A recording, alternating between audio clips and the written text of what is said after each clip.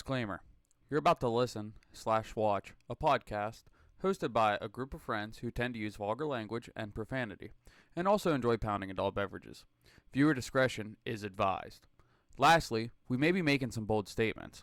All views and statements made in this podcast do not reflect the views of any sponsors, guests, followers, or any supporters of this podcast. So be cool and don't get offended.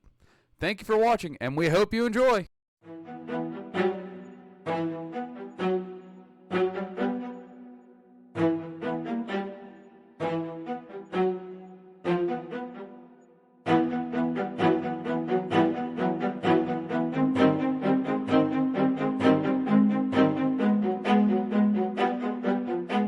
Oh my gosh!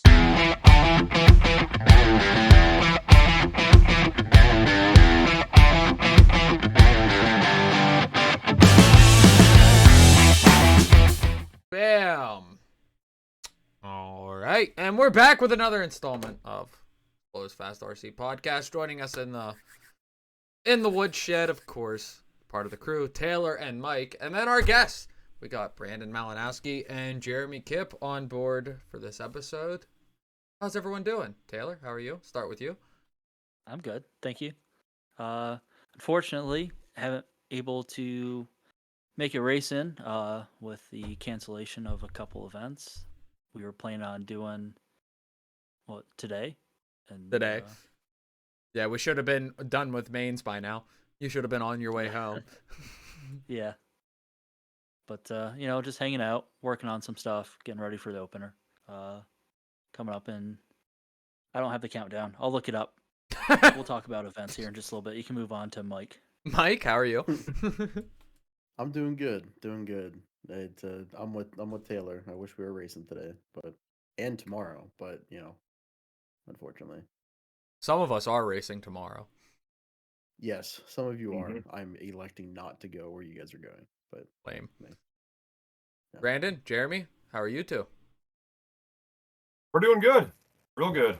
I would say so. I mean, we're waiting for the season opener up at LCRC. That's going to be hopefully the best we have for an opener. We did be going to a lot of other tracks like Trains and Lanes and what was it, Adrenaline. Yep. For a lot of track time. So hopefully when we go to the season opener, we do really good. But that was our main goal, to get a lot of track time before the season opener at Kevin. So our first openers really well. So Definitely. that's our was our goal. Did you catch Trains and Lanes opener then? We did. Yeah. I mean, I think we did okay. Blaze obviously did the best at all of us. I think he got third, and he was actually catching me and Chanda at one point. But he decided to start running consistent and slowed down and got the podium. Me, myself, I was trying to catch up, and I wrecked a few times trying to push the car. So I ended up getting fifth instead of fourth, but how racing goes. So, Yep. yeah, I Yeah. think I did pretty good. Brandon, did you race? And I did race. Same class as they did, but I'm not as fast as everyone else. I'm like to stay, why are you laughing? I'm sorry. This is laughing over here. Anyways, my C main, I got first, bumped up, but on the last lap, I had a breakout, so unfortunately didn't have the parts to fix it to go into my B main. That does stink. We were- It does. Big time. All in all, it was a good time, though. Very muddy. Very muddy. Yeah. Spring Pennsylvania weather. Yeah. Windy and rainy. Yeah. Do all you guys run associated? No, not anymore. I do. He does. Mr. Blaze over there runs Mugen now. Yeah. Oh, awesome. Smart man. Yep. No, Yep. no, not that one. I can't wait to upgrade him to tech Why did now. you see that awesome? Alex, those are fighting words. Well, man. look at that pretty thing. Look at that. And the rear techno springs. See? I was gonna say, it has See? techno springs There's on a thing so to it. There you go. We just need to make the rest of the car tech now. Like all of it. Yeah, like the whole damn thing. The whole thing. He was thinking about that. No, he wasn't. Good move. Let's be real. It's a good no, he move. wasn't. Was that his first event on the new Megan car? No. So we Okay. went to Adrenaline during their season opener, I believe. The for spring HK, was fling. it, please? Was it? No, We were didn't there get- before we- that, We were actually. there Oh, before okay. that. So we raced on their Indo track, and I think it was the season opener, right, Blaze? Was it? The point series they do. They Okay. have 4 races. We were Yeah. at the first one. Yeah, Which the was all USRC indoor. thing. Yeah. Yeah. We went there. We Blaze didn't do as good, but it was his first race with a Mugen, so I would think so. I mean, there was only 2 heats of the expert buggy, but he finished what, 7th or 8th overall, I would say, and they only Yeah. accepted 6 in the top, so I think top of B main was pretty good. Yeah. That's really good. And then also, I finished sixth overall, Mhm. so I was getting the hang of the track. And what happened was I was complaining about my car not having steering the whole time, and I come to find out that the front diff was marked 15K, but it was actually 7K. So it was completely messing with my Yeah. steering the whole time. So that's the big thing that changed after the race, that I found if I actually put 15K in there, that it was a big difference. Like, It is about, diff setup, definitely. No, that track it was is a good definitely time. that track's definitely the indoor side at least. It's definitely very interesting. I don't want to say like a lot of people run around and say it's low traction, but that's definitely not the case. It's just you got to set your car up different from what you're used to, and then when you get that figured Right. out, it's super high traction. But Yeah. And if you run the right tires also. I that mean, helps. I ran these bad boys all day because I didn't want to buy tires down there. Yeah. Yeah. The boys ran good tires, but yeah, they're just really beat up triple Ds. Yeah. Like a sauce they were green interesting. ellipse Okay. works pretty good, in my opinion. Yeah. Of course, sauce. Isn't that what? That's what I ran, the green ellipses, but I was told by Don Hillard to get green ellipses, half bald in the middle and the Yep. outside pretty good. Run Yeah. those, and with traction compound, Yep. it worked great. But by the final main, they were completely bald. I mean, Yeah. bald. It's very They abrasive. were they're all Mhm. gone. And when we got there, Blaze actually bought a set of gold compound ellipses, and he ran those. And by the end, they were barely even worn, and he was using traction compound. So a lot of people like the green reflexes, but some people don't like the wear, so they go to us like a silver. So Okay. it really depends It on was your driver's habit. definitely different first time running indoor on that track. Yeah. Very different. But fun. Just like Alex said, if you set your car up for it, like when you just go on it with like an outdoor setup, like it feels like super loose, no traction. But if you set your Mhm. car up for it a little bit, it was 21 degrees when Alex and I were in there running, Mhm. and there was frost Really? on the track when we first got there. Yeah, it was fucking And cold. if you set your car up for it, there's plenty of bite. Mhm. Yeah, like Taylor can say so. Like especially with my short course that time, Taylor and I went like that thing during like the first half of the day was a fucking missile. Like Yep. it was doing everything I wanted it to, and then even my e-buggy too. And like talking to Lee Setzer, like you guys said, Don Hilliard said, Mhm. you want your tires bald in the middle, not bald the whole way though, Yep. just bald in the middle. Nope. And it's Mhm. weird. Green double bars were my choice compared to ellipses, but whatever the difference may Yeah. be, when they're bald in the middle, I don't see the difference. But and then my positrons I was running on my short course, same thing. When they got bald in the middle, it was fine, but you only had like a couple Yeah. runs of them being bald in the middle before they were too bald. So it's like you Mhm. only get so much peak out of the tire, but you got to run the tire for it to get down to that. So it's not you're not chasing a tread pattern, you're chasing a depthness on it almost, and it's interesting. Oh yeah. But yeah. But I wanna talk about you guys for a minute. Jairemiee, we're gonna start with you since you're on my left. When'd you start racing? What got you into all this ordeal?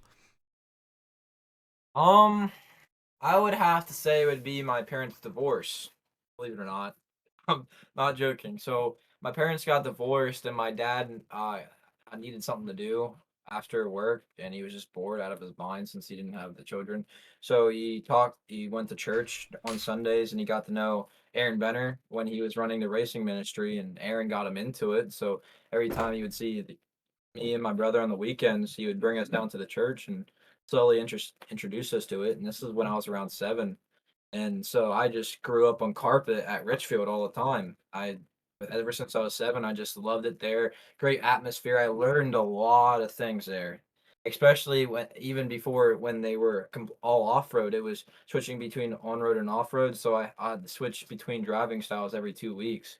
So it was a great environment and taught me a lot of things there, especially switching between the two courses every time. So that's when I first learned into it. So I thought it was a great time.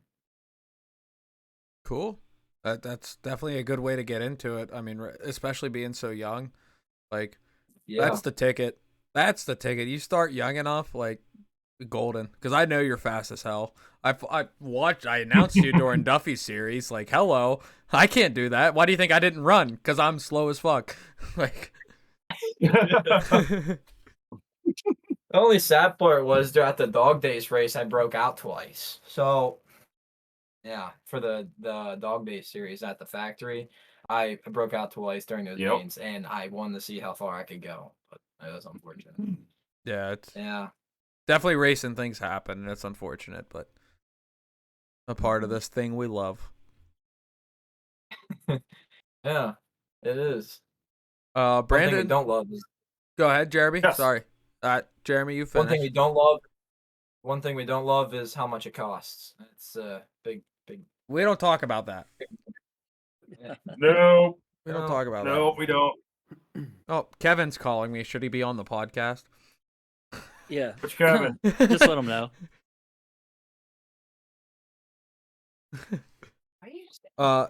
Hey Kevin, I actually solved the issue at WCRC, so but thanks for calling back. I'm sorry. I've been Busy. I've been wearing knee pads on my hands and knees, laying tile floor all day. So Oh yeah, that's a busy day. you're the first response I've made. So sorry. Hi, Kevin. Hello. You're actually we're doing a podcast right now. So Taylor says hi, Brandon Malinowski says hi, Jairemiee Kipp says hi, and Mike Eckelberger says hi. Guys, how's it going? Said hi. Are you racing tomorrow or not? Yeah, we're gonna end up going to Browns tomorrow actually, because there was just too much mud to deal with the WO. You end up tearing it up north. Yeah, that's what the solution we were getting to when we were thinking about it. We're like, we're gonna have to scrape off all the mud, and now we just have a whole big issue to deal with next time we want to race. But 30 cars. You're in the middle 30 of cars. Nats or Mugen Challenge or something that's a little different. yeah, if it's a big race, but a 40 entry race, the squeeze ain't worth the juice. But okay, I won't keep you. Thanks for calling back though. I appreciate it. Good enough. Okay. You guys. Hi, Kevin. Tell me he's got to get to bed. Yeah. He hung up on me. You He should, hung up yeah. on me. All right, sorry about that, everyone. It's all right. You're good. It's my new boss. I gotta fucking answer the call. Okay, so Brandon, what got you into this whole ordeal? I want to Like- know who started first, Brandon. Ooh, Did you yeah. start racing when Blaze did, or I'm gonna make myself like feel really old and sound old, but I go back to like the late '90s racing asphalt, okay? like the NASCAR style, the pan cars. Yeah. Yeah. OG. My dad actually got me into that, going to the local hobby shop, because it was in Jamestown, New York.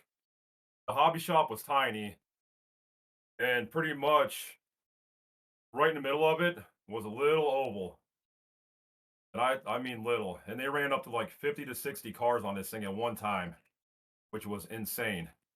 So I met some kids there because I was young. And then we started messing around with, asphalt racing, like foam tires, that stuff, tossing the tires. Yeah, I think I stopped in like 97 because we moved.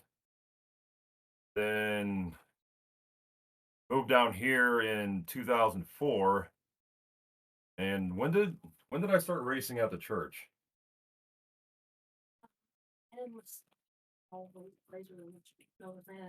Hold on, guys. I'm trying to remember here. I'm talking to the wife. Hello. Hi guys. Was Landon 2 or 3? Landon was like 2-ish, 2.5 when you started again. So pretty much before it's before Blaze was born, right? Well, he's I Our oldest son is 3.5 years older than our youngest son. But yes, Blaze was not born yet. Remember their okay, so like birthdays. 2008. What's that? Remember their birthdays. Oh no, I know their birthdays. I'm just trying to remember like That's the mom job. That's the mom job, she time said. ago. But We were racing at outdoor when I was pregnant with Blaze. yeah, do you guys remember Richfield Outdoor Track that Before my Aaron time. had? Okay, I wasn't sure when you started, Taylor, or He's like 102. I am 102. Yeah, no. Well, yeah, like late 2008, I think I started racing down here with. I had a really slammed down Stampede, 2-wheel drive Stampede that we messed around with out at the outdoor track. Raced that in like it was, I don't know, technically a sportsman's class, I would say. And then I got a Nitro Rustler. We ran that out there. And then my dad bought a Nitro 8-scale car. We started racing that out there. And then, For a while. yeah, stopped for a while because Blaze was cooking in the belly. Cooking in the Pretty much. And How big a turnouts did they get for the outdoor track back then, Brandon? It was decent size. They had a It- concession stand and it everything. wasn't, yeah, it wasn't bad. Maybe like 20 to 30 every now and then. It was give or take. Tom, Yeah. you know Tom Sober? Yeah, I sure do. Yeah, he raced out there with me. And a couple other guys. Then after, Shut up. yeah, we closed that track down, and then we went to the church. Then, you know, Richfield Church, where you guys race now, and where we race now. Did that for a while, and then Aaron started talking about his buddy Kevin, which is Kevin Muma, opening up LCRC. So, yeah, I mean, it got crazy after that, and then I stopped racing. What's that? Yeah. Are you listening? Yeah. Okay. But yeah, I remember I had Blaze up on the driver's stand that Kevin just built out there in a stroller. I have pictures of it somewhere. So I had my oldest Landon standing there, Blaze in a stroller up there, and I was trying to run the nitro buggy out there all at the same time. It got crazy. It was a lot to do. Did you win? Did I win? Yeah. No. No. But yeah, I mean, when did I stop? When Blaze really started. 'Cause there was a big gap in between there. I mean, we've always had RC cars, like me and the boys. But So at yeah, what age did you Blaze- get Blaze into it? I was just thinking, It was like 2018. that, yeah, Blaze started racing in 2018. Okay. Yeah, since then, man. he was born in 2009. So he would have been like 8. Yeah, you were 8 then, right, bud? Around. Yeah, Blaze started when he was 8. I have a year on you in racing. You do have a year up on him, yeah. Okay. Which I think it's funny because we met this kid there. So now Hasn't left since. Yeah, pretty. What's that? I said he hasn't left since. no, I'm stuck with him. Yeah.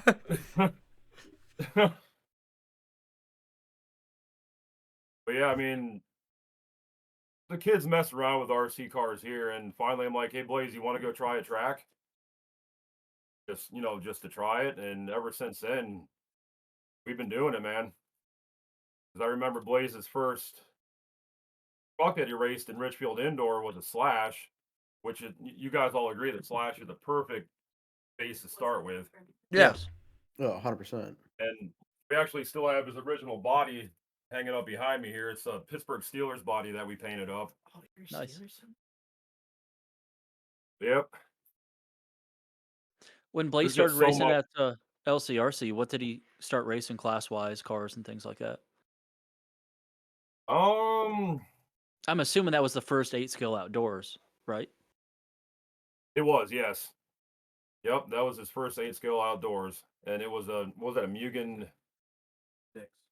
MBX6 E-buggy Eco, or yeah. Nitro? Yeah, Yeah, E-buggy, E-buggy. which I bought that off my buddy Justin Troutman, Okay. off of his dad. It was already built. It had like, what was that, a Tekin ESC in it? Was it the Tekin, or do we have a Hobby Wing in there? We got a ESC up Jairemiee. Yeah, so it was a Tekin motor, Hobby Wing ESC.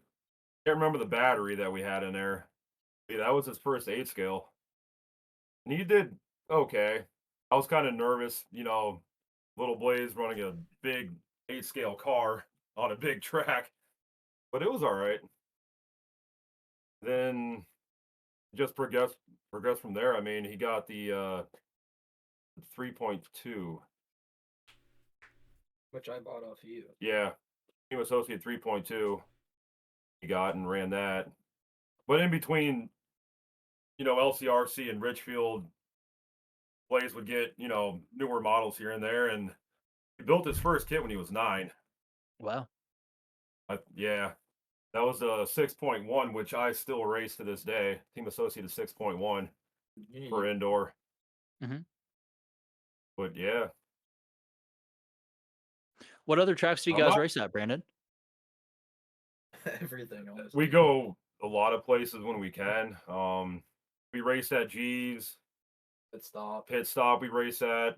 Adrenaline. Yeah, we go to Adrenaline now, obviously.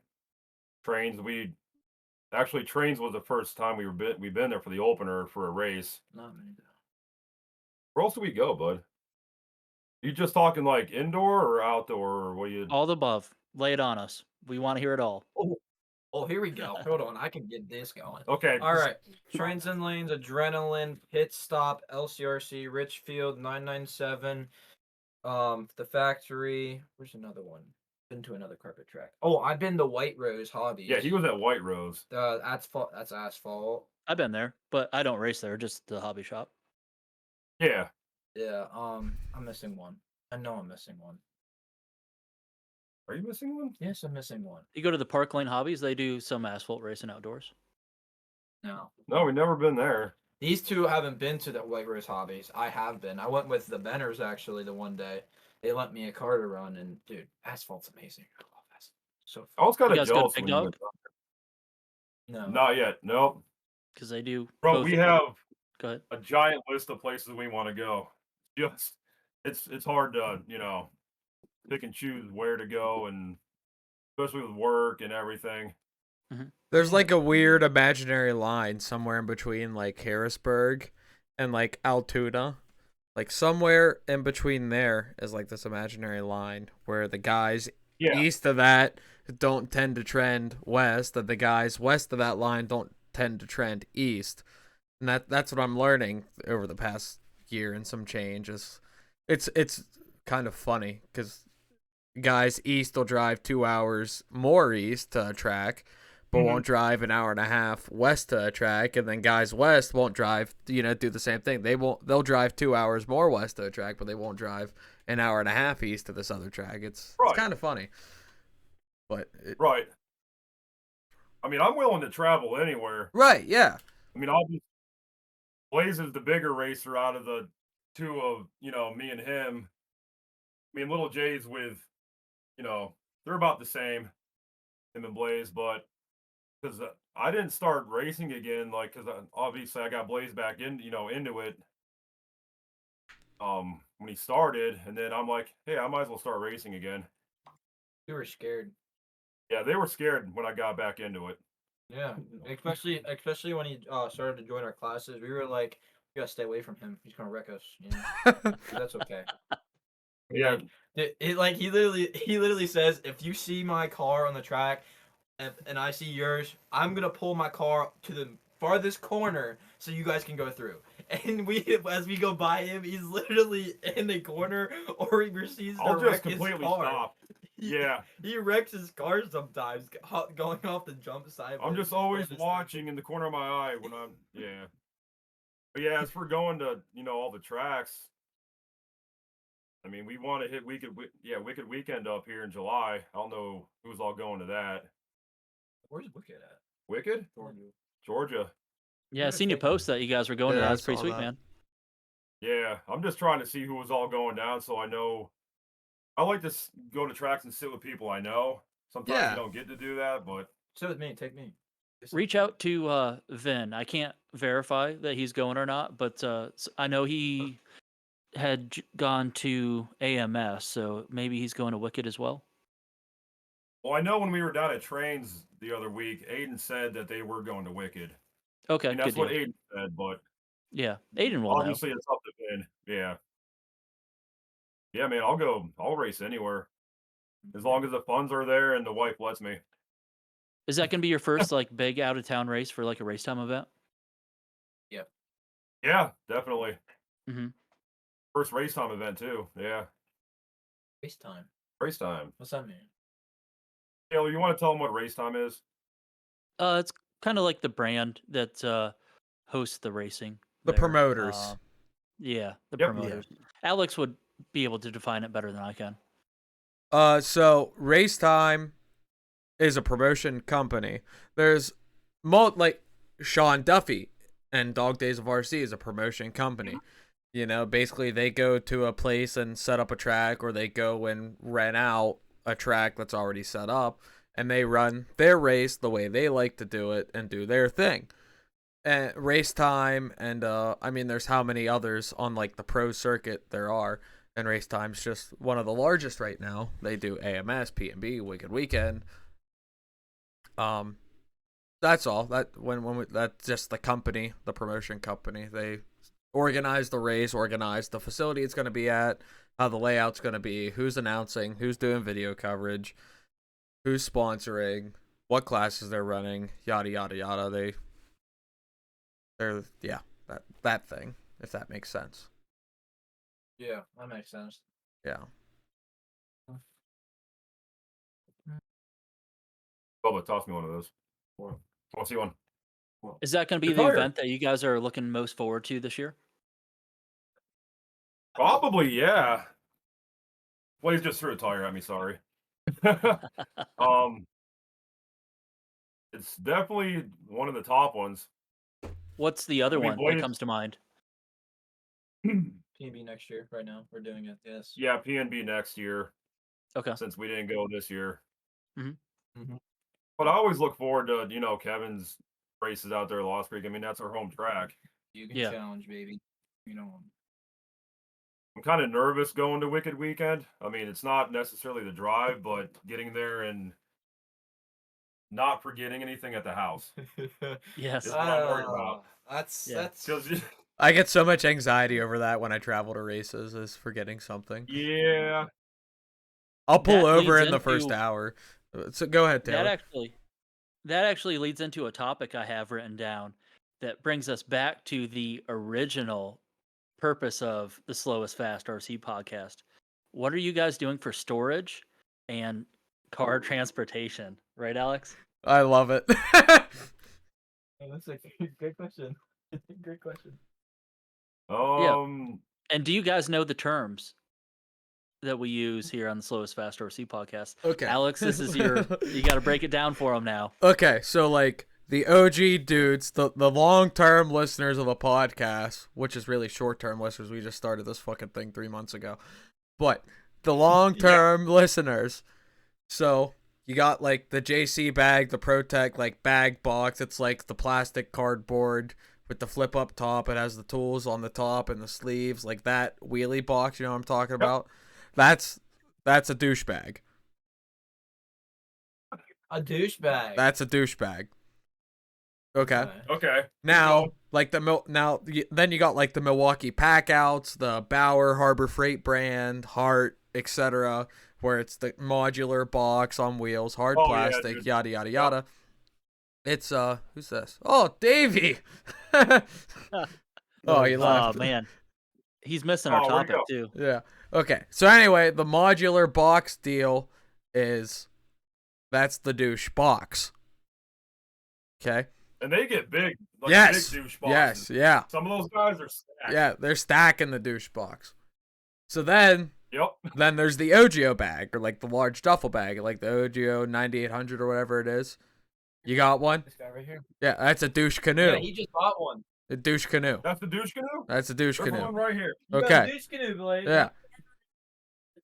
And He does have a then, douche box. like whatever, like if you have a large storage box for your tires, like I got a big ass fucking box, yay big on wheels. That's a tire. That's a tire coffin. Okay. Tire coffin. And from Taylor last night, a backpack, any standard backpack that you put shit in, that's a douche pack. Yeah. Okay. So that's our lingo, and I use it extremely regularly.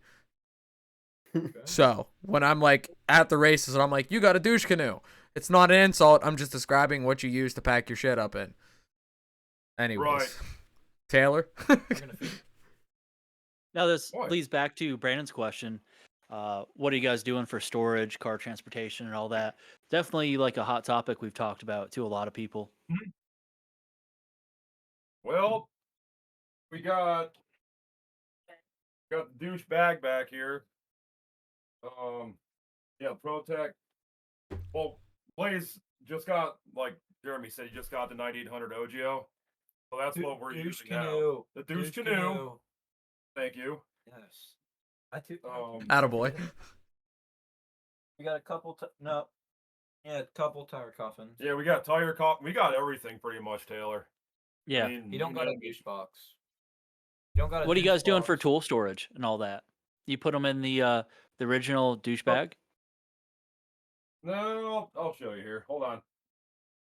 JC, what are you doing? My dog's in the way. Hold on.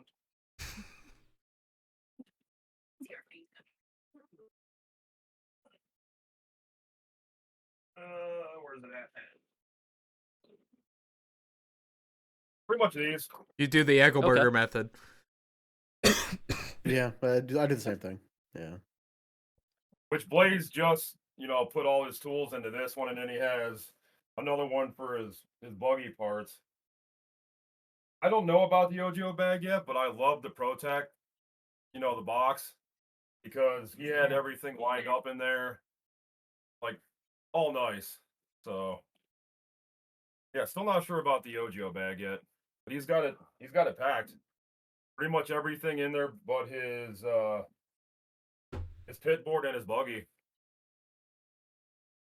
But yeah, I'm excited to find out how well it works.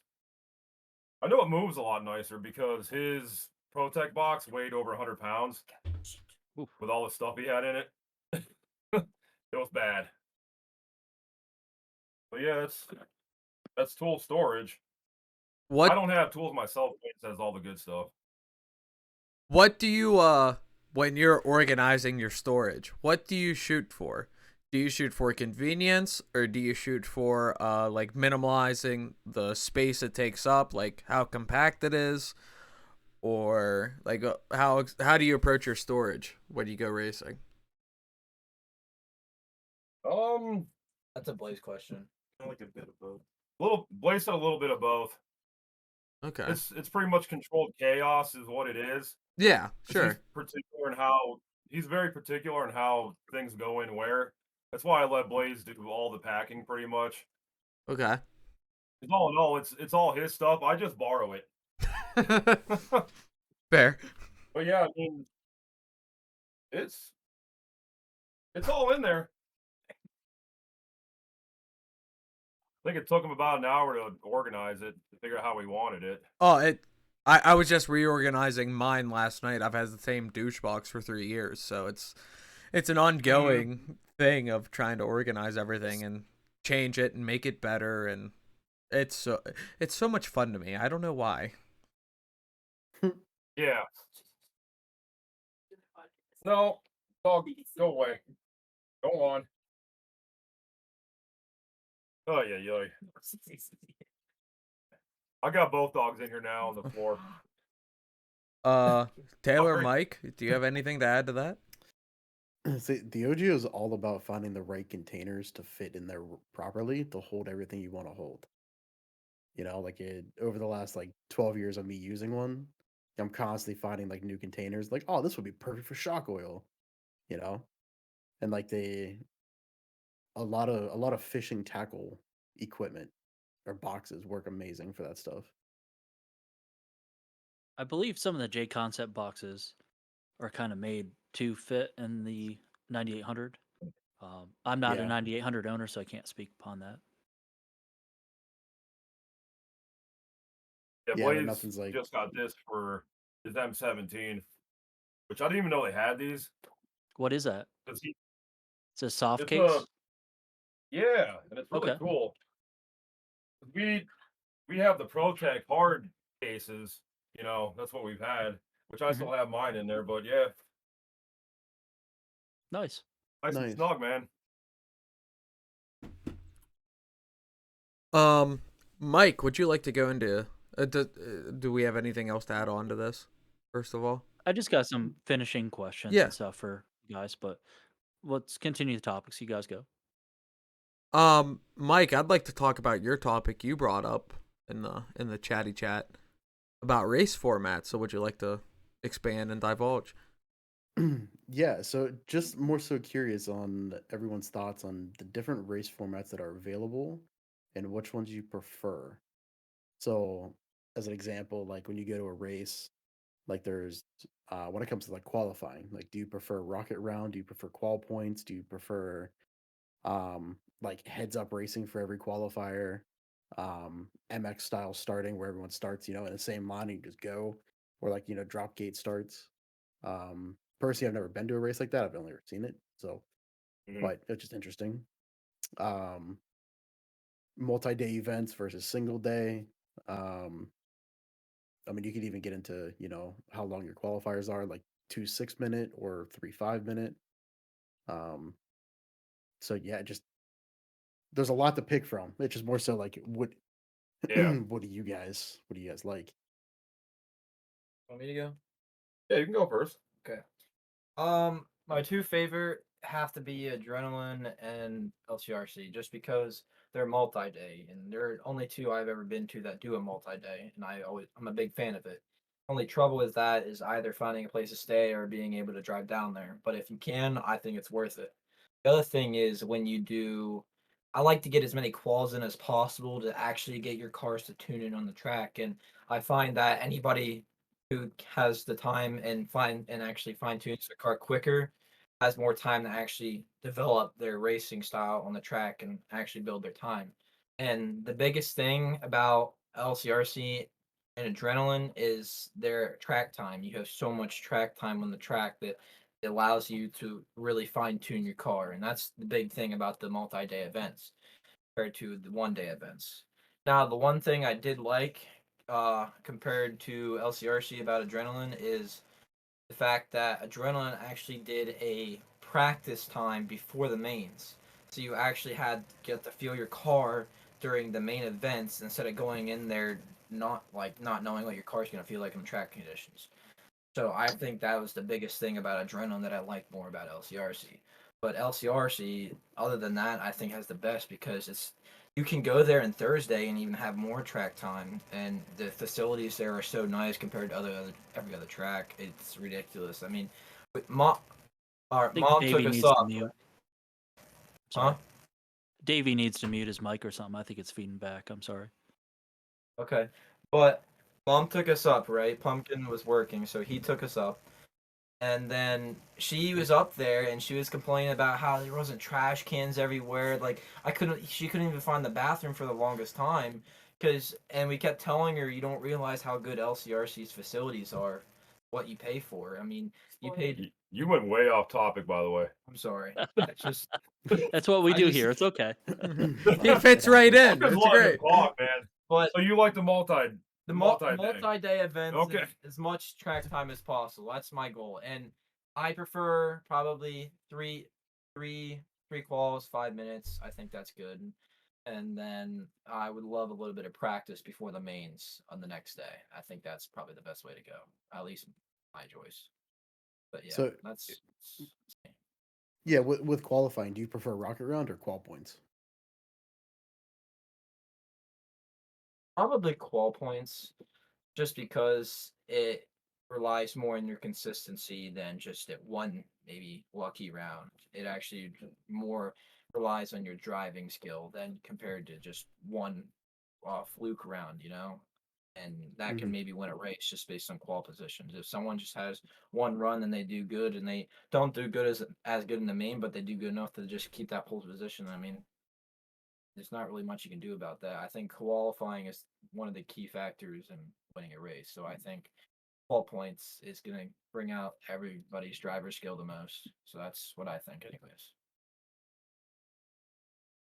Yeah, I actually completely agree with you on that. By the way, Thank you. that's why I like the qual point format because of that exact reason. It Yeah. shows your Yep. consistency. Yeah. Definitely. Taylor. Oh, You want sorry. me to answer Yeah, Mike's question? we forgot to Okay. talk to Brandon. So Taylor, you go, and then Brandon, you go. Okay. I'm probably gonna say that I prefer 3 5 minutes compared to 2 6 minutes. I'm also a type of person that I generally get better as time goes on. I don't get to drive like a whole lot. I would say it's probably some of the reason why that is.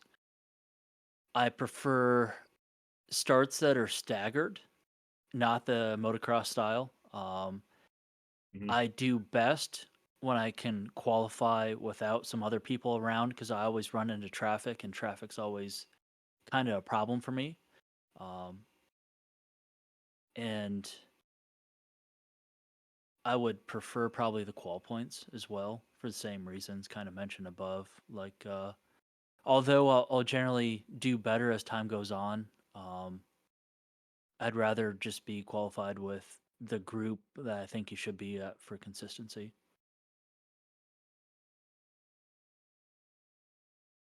Okay. Cool. Did I hit all the questions there, Mike? I'm not sure.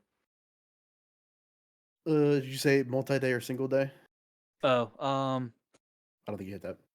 I like a mixture of all of it because there are times where I want to go to a club race that's a single day event. You Mhm. know, obviously vacation. I work weekends, so I'm usually, scheduling vacation to get off for a weekend. And it's less vacation for me. I'm not near any track at all, so generally booking a hotel, or if it's a single day, I can go down and back and just make it a long day. Sometimes that's a little bit better. So I like a mixture of all of it. Like, obviously, I look forward to the LCRC events the most. I'll do the whole at least Thursday to Sunday every one. Um, they're the best to me. But I like a mixture of some other club events and stuff in between, like a trains and lanes, go to pit stop, Tom Petrella's track, rhythm, all those others. WOCRC, sorry, almost forgot your track there, Alex. It's okay. Davey's playing Letter League apparently, so now. Does he know that he's in here? Yeah, you're good. Keep going. Okay. Yeah, now I'm all sidetracked. I'll let you go, Brandon. Myself, I mean, I like the multi-day events. Depending on the turnout, I mean, obviously you can't judge that. So you have your 5 minutes or your 6 minutes. I'm really into like the 3 5 minute rounds for qualifying with qual points because me not being fast, I tend to pick up speed later in the day when I try to mellow out. So more qualifying rounds the better. And just with the multi-day events, I just like spending time with everyone. Like all my track friends, just the RC family. It's a good time. You know that, man. I see you all the time at LCRC. Yeah, no, Talking to 100%. Taylor. That's why I love going there. Yeah. And Alex, I just recently started seeing you there Yeah, at very Lost Creek. recently. Yeah. Yeah. The past 2 races there, actually. That's it. That's all I got. Yeah. Cancer race. He spent 20 hours. Making a lot of money. Yeah. When was That was a cancer race. Was your first time there, right? Correct. Cancer race was my first time at LCRC. Okay. Yeah. Are we getting sidetracked again, Pumpkin? Did you call him Are we getting Pumpkin? sidetracked? I'm not See, this kid, man. Hey, you did it first. I'm just saying. Kid won't I'm fucking not leave the done house. They're gonna kick me out soon. Oh my god. Well, if you don't Yeah, keep paying multi-day rent. events. Uh, Yeah, definitely multi-day events. I mean, club races and the single day ones, they're kind of hectic, but yeah, I mean, oh, start. How do you like your starts? Can't forget about what starts? Yeah, your starts. Staggered. Staggered. Yeah, staggered starts. Definitely. Why?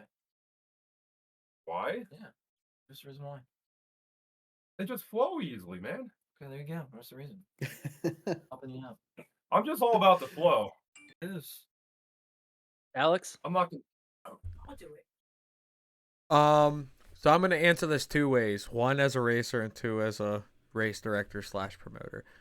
So as a racer, obviously when entries, match the capability to do a multi-day race, like that is preferred. It is so much fun being able to practice Friday, qualify Saturday, and main Sunday, and it's so nice. Like my favorite part in between is being able to just hang out when qualifying's done. Just hang out and see everyone, like we all said. Hang out, have a couple adult beverages if that's your thing, or whatever your thing may be. You get to do it, and it's great. But I do enjoy 3 rounds of qualifying, 5 minutes. I've never experienced gate drop starts. The only times I've done heads up starts for qualifiers was 4-wheel drive short course at like the local regional level. If it was just a few of us, we wanted to have fun. We'd be like, all right, everyone line up, doors touching, and go on the tone. And it's funny because it's short course, Man, it's a blast. crazy. But I definitely like going just like not even like calling out by name. Like, all right, Mike go. Taylor, go. No, I just like make laps, separate yourself, and go. Yep. Is that everything? Is that all the covers? I think it is. Wall points or rocket round? How do you like to qualify? I like qual points. If it's 3 rounds of qualifying, it should be qual points. If it's 2 rounds, then obviously rocket qual. It just depends on the day, depends on the entry count, etc. and so forth. Exactly. Yep. But on a local or as a race director / announcer or whatever you want to call it, I want everyone to I want the thing to be done as quick as possible in the nicest way. So like if it's less than 70 entries, I want to do like 2-6, or if it's less than 70, I'll do 3 5-minute quals. If it's over 70 entries, I want to do 2 6-minute quals, or maybe even 2 5-minute quals. And I want just everyone to hold their damn car on the starting line until I say go, and I don't want anyone to have a practice lap. I want when the tone goes off, you go. No practice lap. I want everything in between to be as fast as possible so we can get as much racing in. The only 3 days events I've announced were at LCRC the one time, and everything warrants everything how it's done there. Kevin and Krista put together a great program because they've done it for how many years and know what they're doing. So there's nothing to really correct there.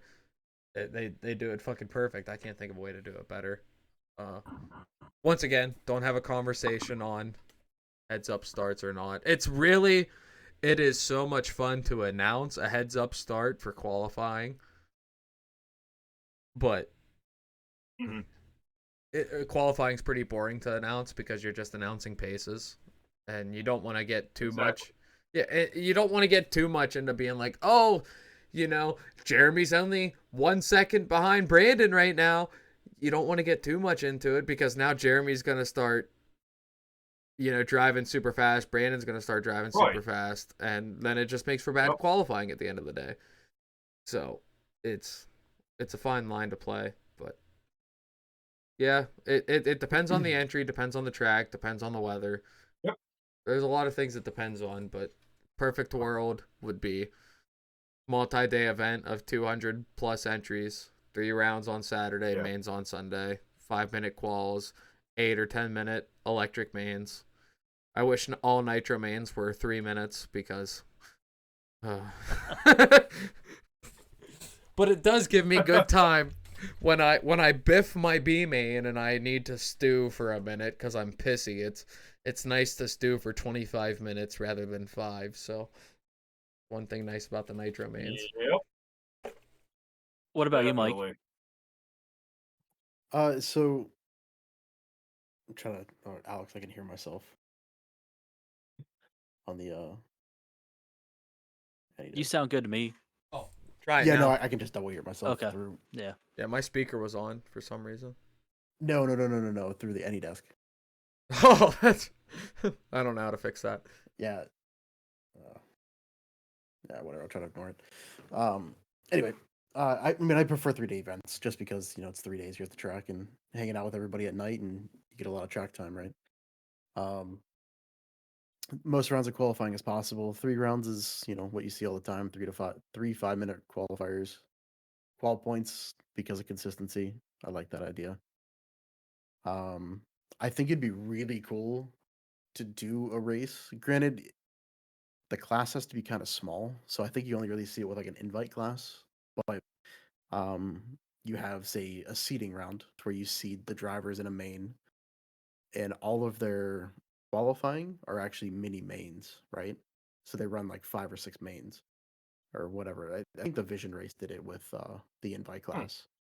And then as they would win, I think it inverted. If they finished first, some of these places actually make them start last after they win. They kind of invert every time, which I think would be really a really cool format to try. But you can't do I it like with a reverse field of like race. 400 people.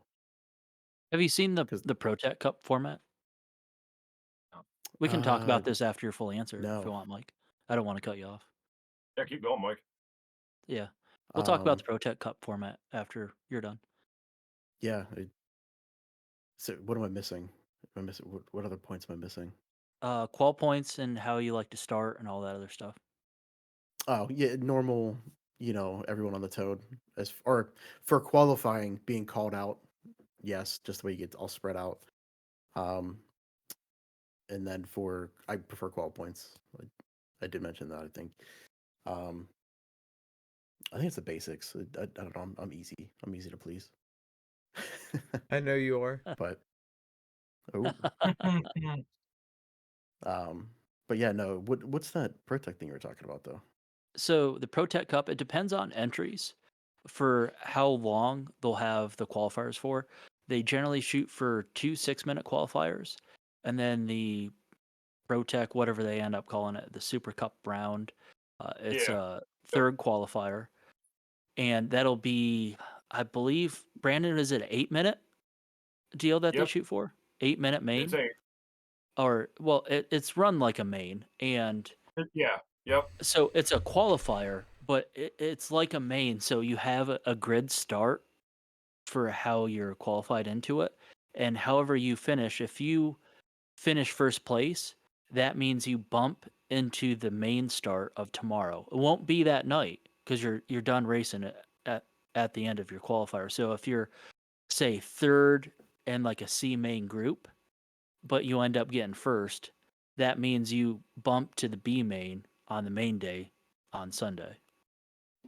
So it's a longer qualifier.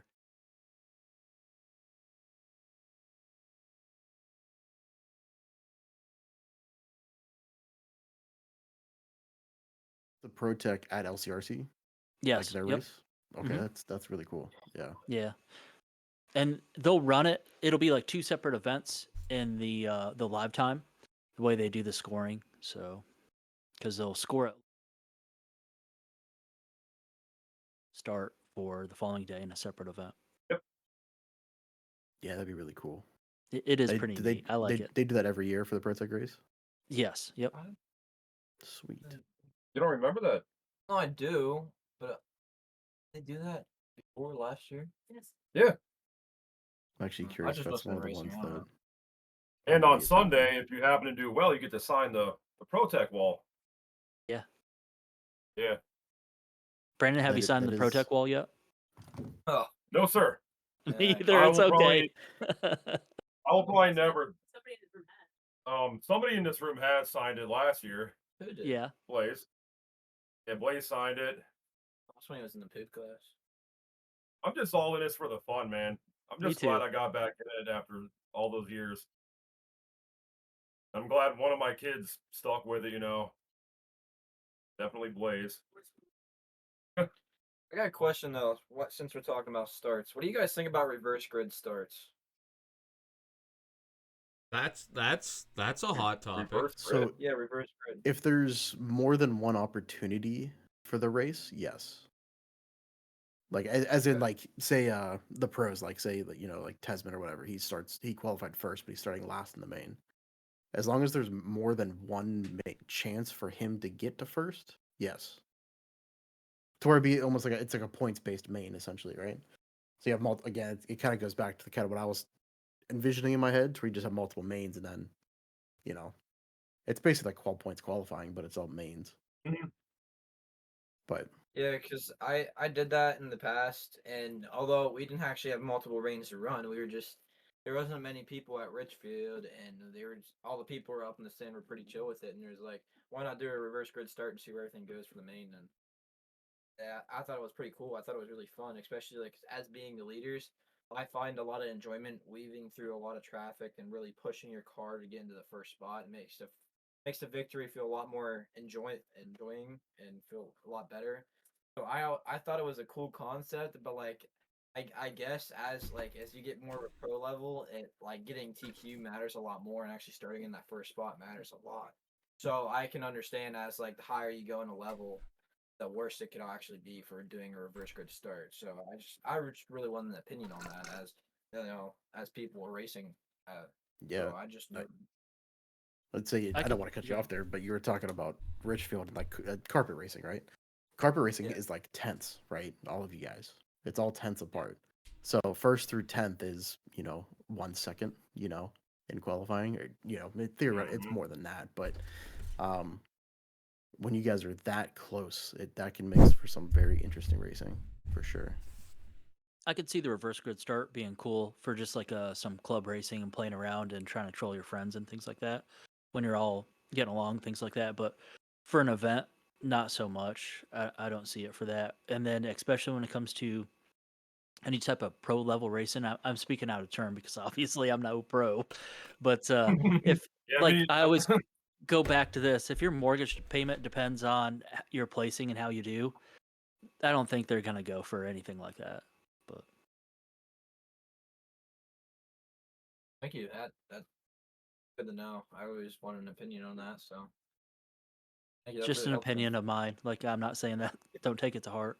So Yeah. that would honestly drive me crazy because I work so hard to get my positions during qualifying. Really hard. So- I work really hard, yeah. I have a funny story on this topic actually. Oh no. My first year at Motorama would have been 2017. Yeah, 2017. And we were pitting on the what is now the oval side. This was back when they were doing 10 scale off-road. We were pitting right next to the 10 scale off-road track. And I was just racing four-wheel drive short course, and my buddy that raced with me locally, my high school best friend, still my best friend to this day, but he doesn't race anymore, but he came out with me, not as a racer, just to hang out.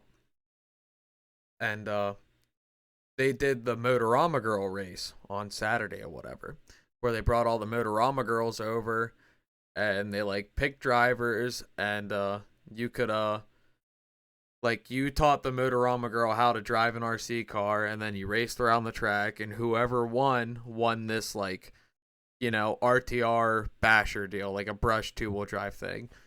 Well, my buddy ended up winning it that first year we went.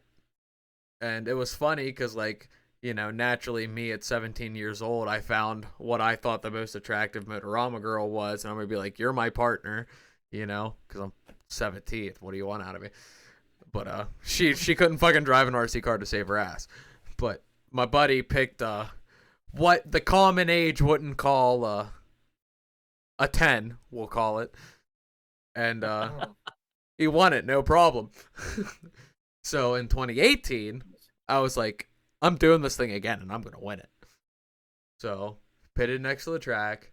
It was time for the Motorama Girl race. I made sure I was like first in line to put my hand in the air. They picked me and they're like, all right, pick your partner or whatever. So I picked like, I'm trying to figure out how to say it nicely, but the worst one out of them all, you know. Like, I'm picking to win. And super nice. She was super nice. But we went and raced and we did the lap. It was like a 1-lap race or whatever, and we won. You know, we're in first place. And they're like, "All right, that was qualifying. Now we're going to do it for the kit, but you're starting in reverse order. So if you finish first, you're starting last." I was like, "Ain't no fucking way they just decided this that year." And yeah, lost my ass. We didn't win. But so yeah, reverse starts can be a pain in the ass. They can be fun, they can be effective, and they can also be a pain in the ass. Boom. Boom. Boom. Yeah. Yeah. Hold on, I gotta check my kid's gluing procedure. Give me one. Gimme. Looks all right.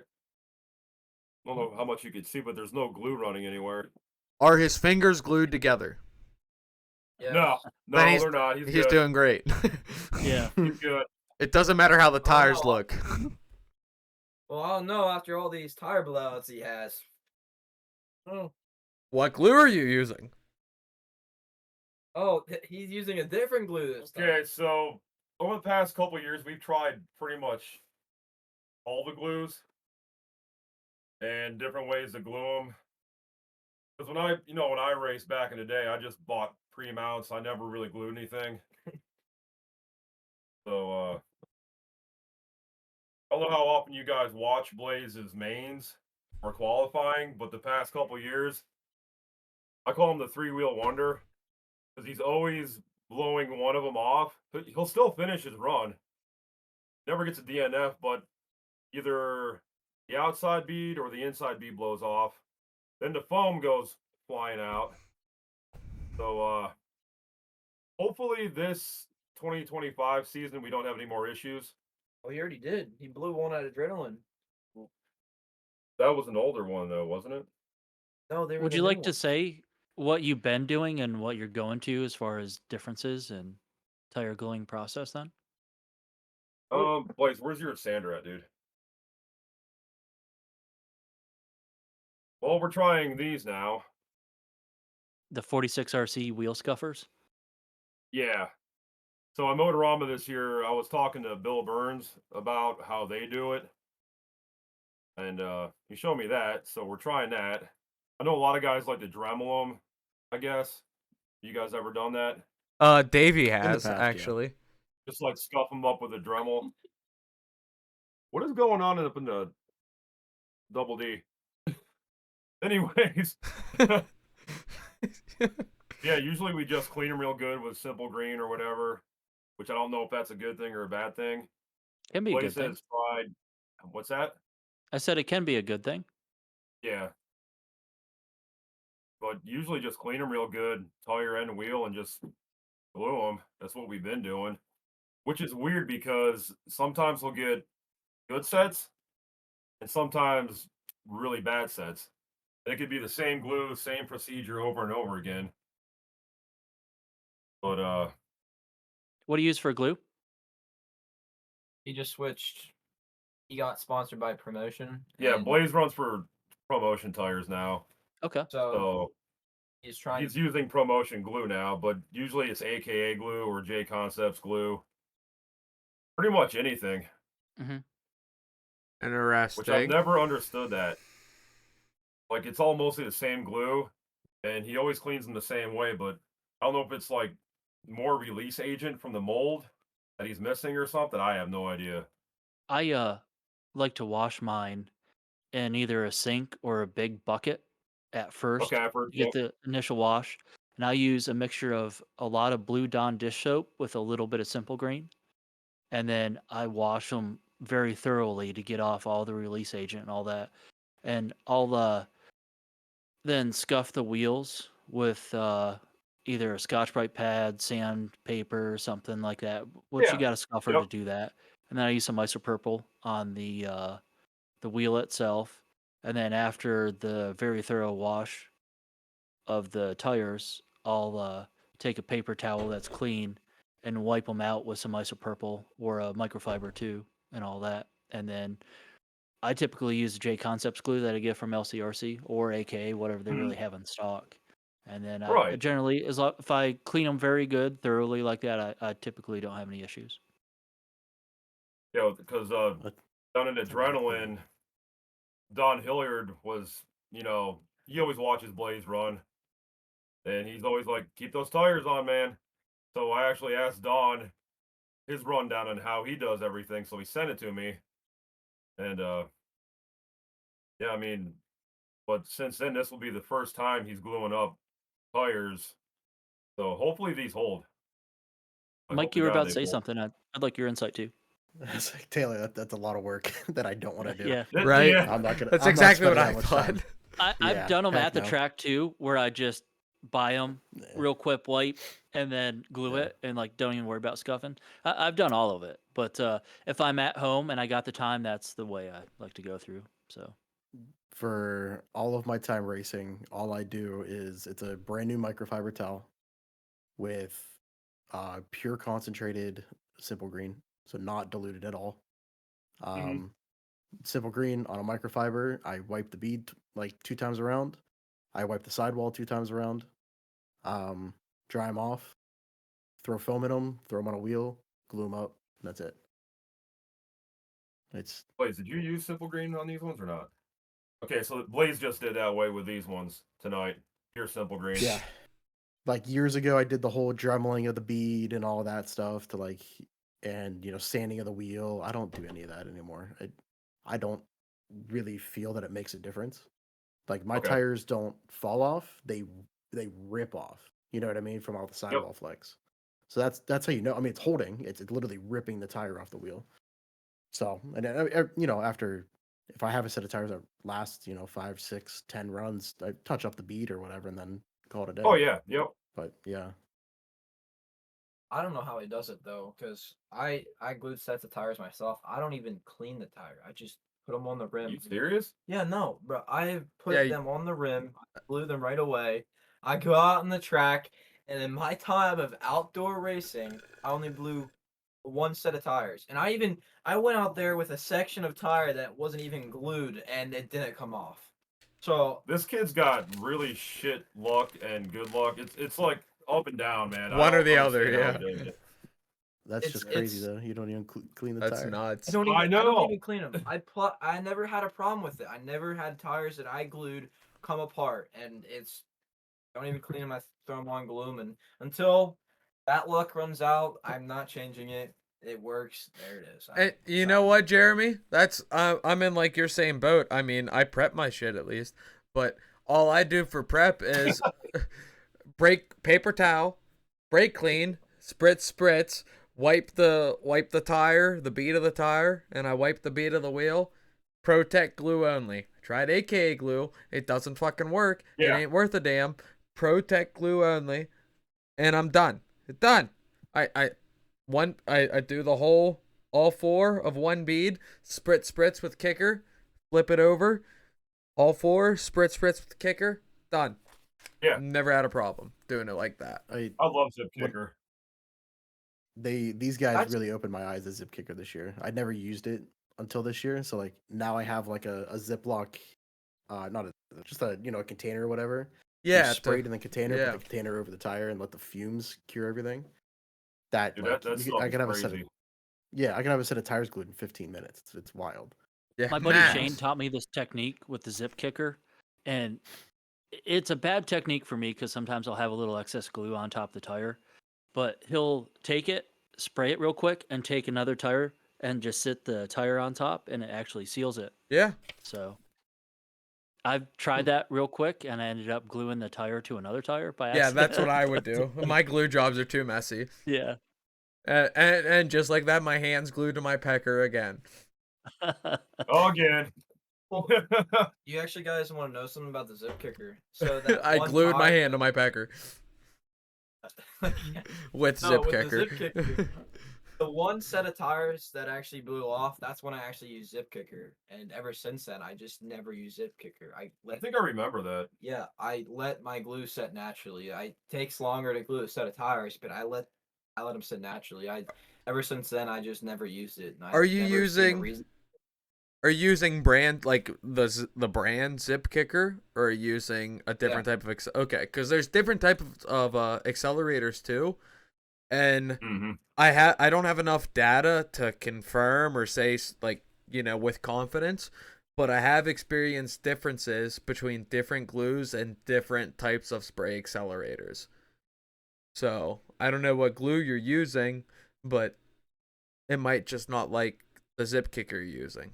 And it might just be the thing. I don't know, but I think zip kicker is a great thing to use, especially if your tires stay. But with my experience, that's that. I use that glue. I use the zip kicker. My tires blew off, so I'm just saying what I know. I don't blame you, Mike. Do you guys use a tire jig, or you glue them by hand, like where you actually pull the bead out? Okay. Yeah, hand with a band. Blaze has tried tire jigs. You don't like them, do you, bud? Yeah, Blaze doesn't like the tire jigs. I've never tried the jigs. I just, peel the bead honestly, back. Yeah, I don't glue much. Blaze over there does. He does everything. I feel lucky. I trained him well. Are you sure he didn't train you well? He may have retrained me. Yes. Since Blaze has gotten into racing, Brandon, what sort of things have you learned for yourself that you didn't know before? Dude, pretty much everything again. Like Taylor, when I say, like, when he built his first kit when he was 9, he has built everything since then. I don't do anything except, money. Yeah. I usually only see you when you're walking in and out of the store, picking up parts, or, you're asking if they don't have parts in stock and stuff like that. We've always had conversations. You're looking for something. You saved our ass last year, that one race, dude. With those no problem. It's what I'm there for. Yeah, that was good stuff there. But yeah, Blaze, he relearned me, so to say, about RC racing. The kid's smart as hell, you know what I mean? Both boys. And he's smart fast. as hell. Very fast. Yeah. That's a very. It's just crazy because freaking 5-6 years ago, these kids were, tiny, just racing pretty much basher stuff, and now look what they do. Kick your butt. You do kick my butt. Yeah, Blaze always teaching me different setups, different ways to do things. I'm always learning from him, which is odd. He's 15. I'm almost 40. The kid schools me with this aspect of everything RC. It's awesome. I love it. Good. Alex? We're going to take a minute and we're going to break for a commercial from our wonderful sponsor, ACS Hobbies. If you live in the Pittsburgh area, go to Monroeville, check out ACS Hobbies, located behind the Monroeville Mall. Go in there, do some 1RC racing, some micro crawling, check out all their stuff in stock that you're going to see here in this commercial. Here we go. So, how do you hobby? At ACS Hobbies, we've got everything to fuel your passion and spark your creativity.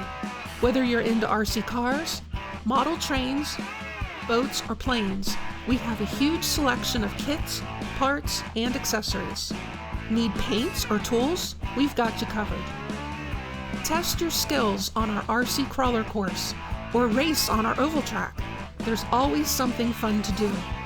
Plus, discover an awesome range of games for all ages. ACS Hobbies is your ultimate destination for hobby enthusiasts.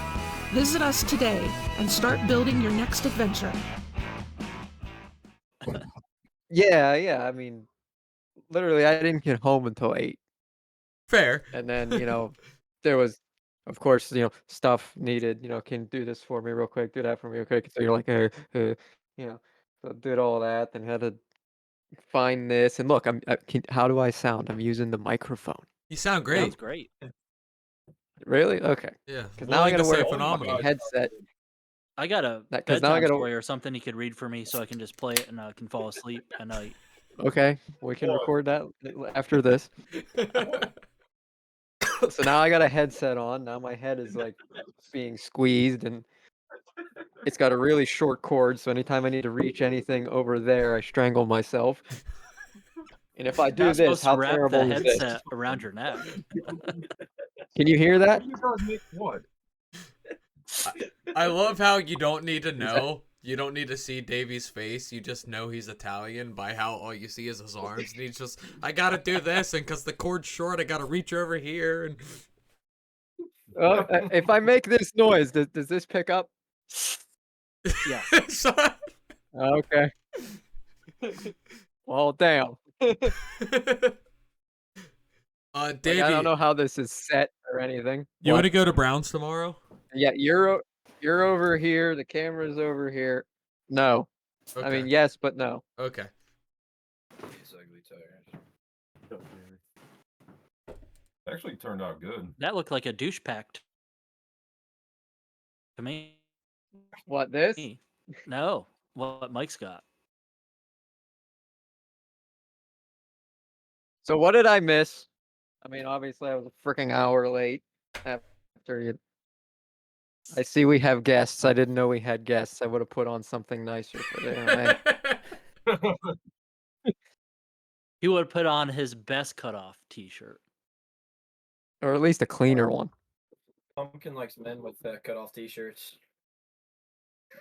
Well, hey, Taylor, it's illegal to conceal in this state without a license, and I don't have a license. So. Oh.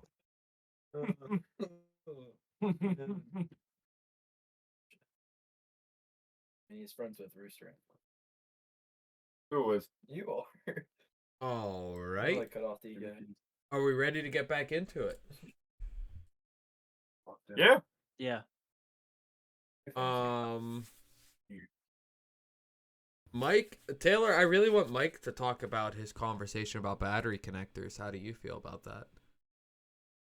How do I feel about Mike having a conversation about battery connectors? Yes. I feel like I'm about to get schooled in something, and I'm excited about it. I might cry. What do you mean? Yeah. That's a great topic, by the way. Really good topic. Before we even lead into it, tell us what you run for battery connectors, and then Mike will tell us why you're wrong. What do you mean? I'm sorry, I'm setting you up for this, Mike. I'll just go ahead and start. We'll go around the 5 mil table. bullets. That's easy. All right. Yeah. Yep. 5 mil bullets, buddy.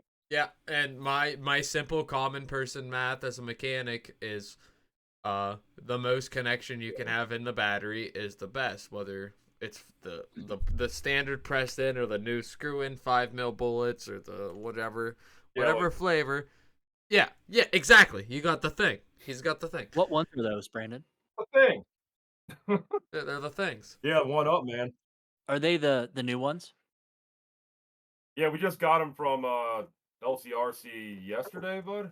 Day Shameless before. plug. Shameless plug.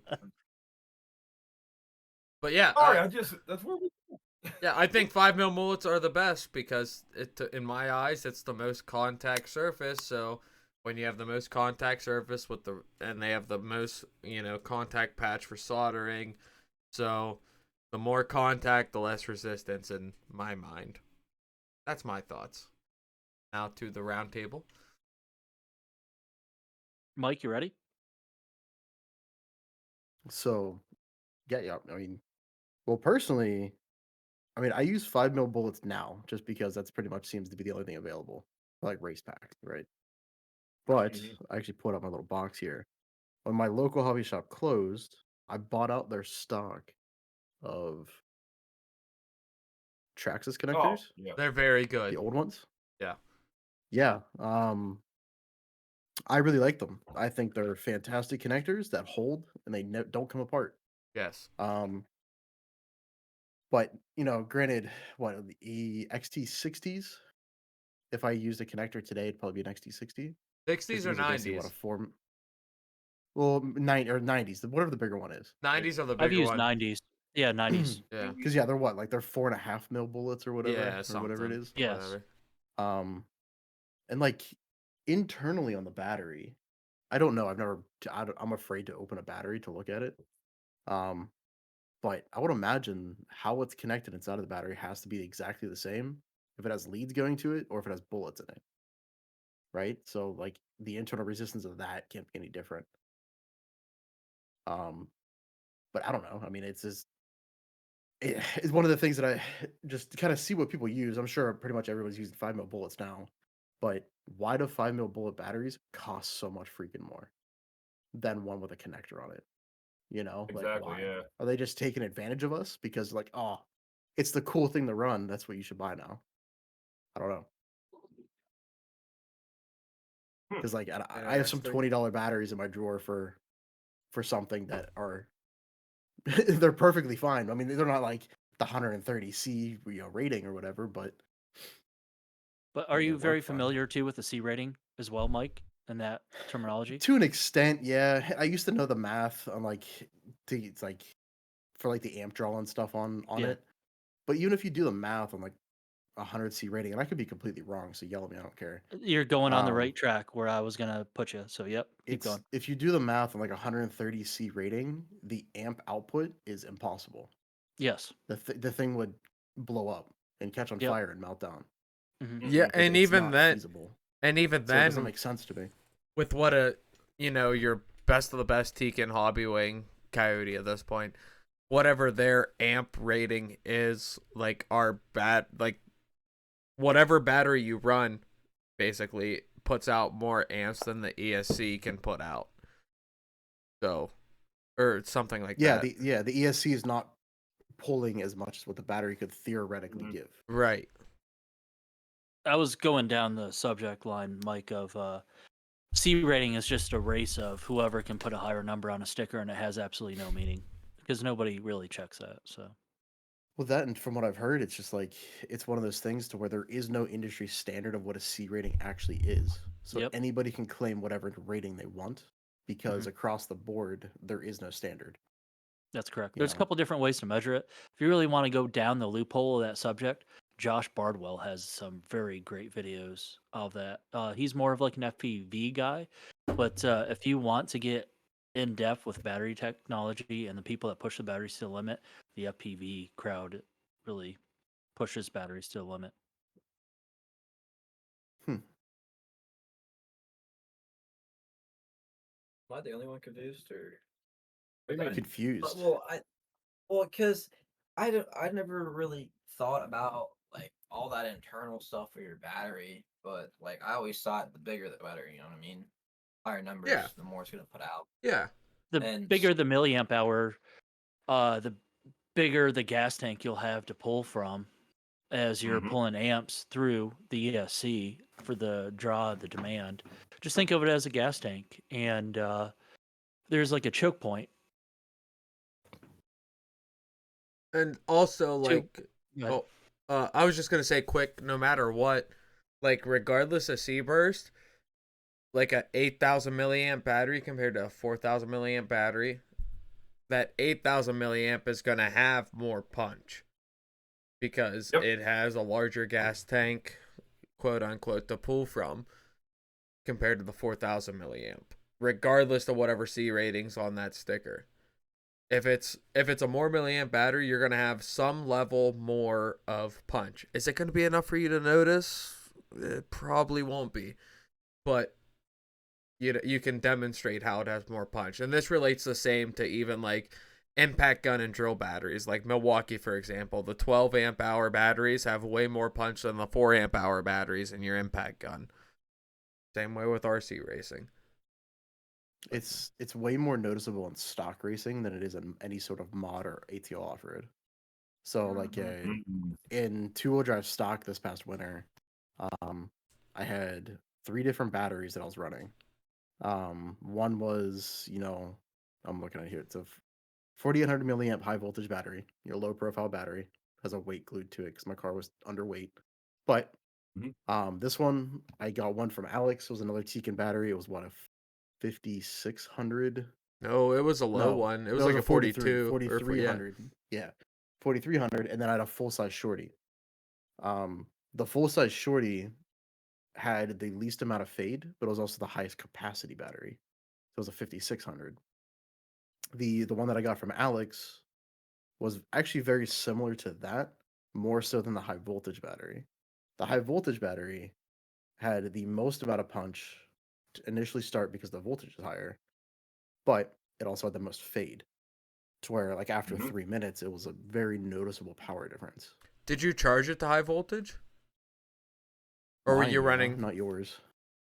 So not the one you gave me, because that was a titanium battery. It's not high voltage. Well, your high voltage battery, were you charging it to 4.35 or were you charging it to 4.22?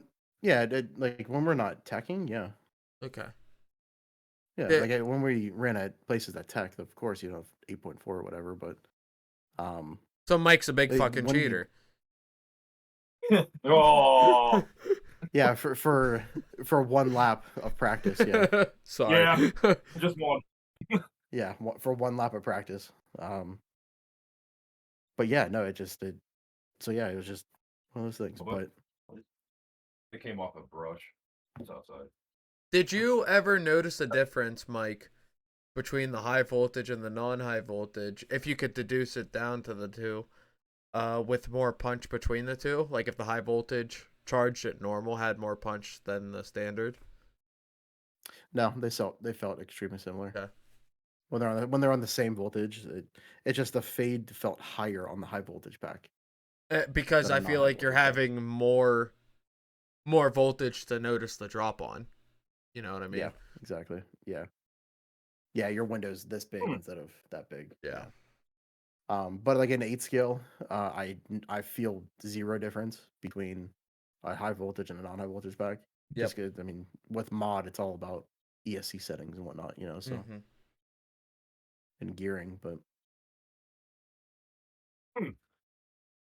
Now I got a question. Speaking of batteries, now you said you raced 2-wheel stock during the winter. Do you suggest running the light packs, or do you suggest running the big full size shorty batteries? So I think a lot of it's going to come down to a little bit of your preference, right? So do you like the feel of a lighter car or a heavier car? And what car is it going in?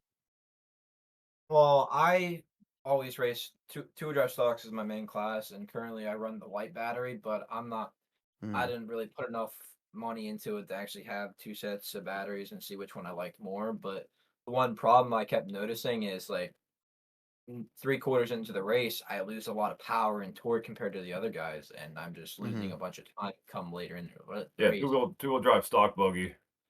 That's what caused me to lose some of my races as it is. So I wanted to get a big battery for next season and see how that goes. But I haven't really felt the difference between a big battery between a light battery, because I always ran the light batteries. Like what I felt right off the top, and I mean, granted, a lot of this is feel. So like when I drive my 2-wheel car, when it's heavier versus lighter, like currently right now, without that little 5-gram weight, it's 4 grams underweight. So it's it's at what 1675 or 76 right now is what it is. When I put that other battery in there, that's 50 grams heavier. It immediately just feels a little bit more planted, and generates a little bit more grip. I noticed that even with 8 scale off road, especially with the Techno cars, I feel like they like a slightly heavier four cell pack versus going to like shorties or the lightweight 4S packs. They just feel overall more stable, a little bit more easier to drive. But what you're experiencing, I think you could fix if you went to a full size shorty. Granted, and then with 2-wheel, there's so many other aspects of the car that you could lighten, to where like if you're adding 80 grams of battery, you could probably take away 80 grams somewhere on the car. Whether it's titanium turnbuckles, titanium hardware. Granted, you get really expensive at that point, but you can make up exactly. All right, yeah, because that's one of the biggest factors that I wanted to get, and also the motors was another big factor that I realized I And tough one. But you're yeah. running associated, right, Jeremy? Yeah, B7? I am. No, So 6.4. Oh, okay. 6'4", man. so in my I have a B7. So on my B7, the titanium turnbuckles knocked off a ton of weight. And then if you want to go even farther, like a slippery eliminator takes a ton of weight out of the transmission. Yeah, that was my big plan. I wanted to first get a better motor and battery because I know that's going to make the biggest difference. And then Mhm. even past that, I wanted to go to titanium turnbuckles and a slippery clutch so I can have a little bit more torque out of the car, especially with the slippery clutch to get a little bit tighter. So Yeah.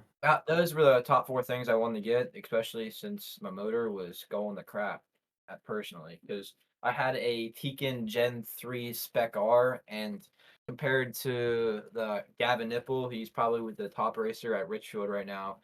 He had so much more torque than me with a 4-year-old motor and X Factor, and it was just ridiculous how much more torque he had than me, and that's where I was losing a bunch of time. That and my battery, so that's one of the things I had to make up with. And I just question I was wondering about getting the big thick batteries. I know a lot of people like running that. So Yeah, just it'd definitely be worth trying. all right. What batteries do you like to run personally? Because I I have no clue. I mean personally, I mean I've run for Tekin for 9 years now, so I have all their Tekin batteries. So that's what I use. But if I had to pick, Gens Ace, ProTech, um, Yep. are also 2 very good battery companies. I know ProTech went through a spurt of having some issues, but Gens Ace has always been consistent, so I'd probably lean more towards Gens Ace. But that's just me. There's the G and Yeah, B me and Blake batteries have- too. Yeah. What about you, Tyler? What do you like to run? Well, I don't want to go too far down the subject because I don't want to make anyone too mad, but there's only 3 to 4 manufacturers of batteries. Everyone That's just true, kind too. of, What? Look, Alex wants to fight. yeah. So most everyone just kind of puts a sticker on the same battery, and then Yep. resells it. But there are a little bit of things a couple manufacturers will do different, and some of those companies will have better quality control than other companies. I believe Alex has kind of experienced this, and I'm not calling anyone out in particular.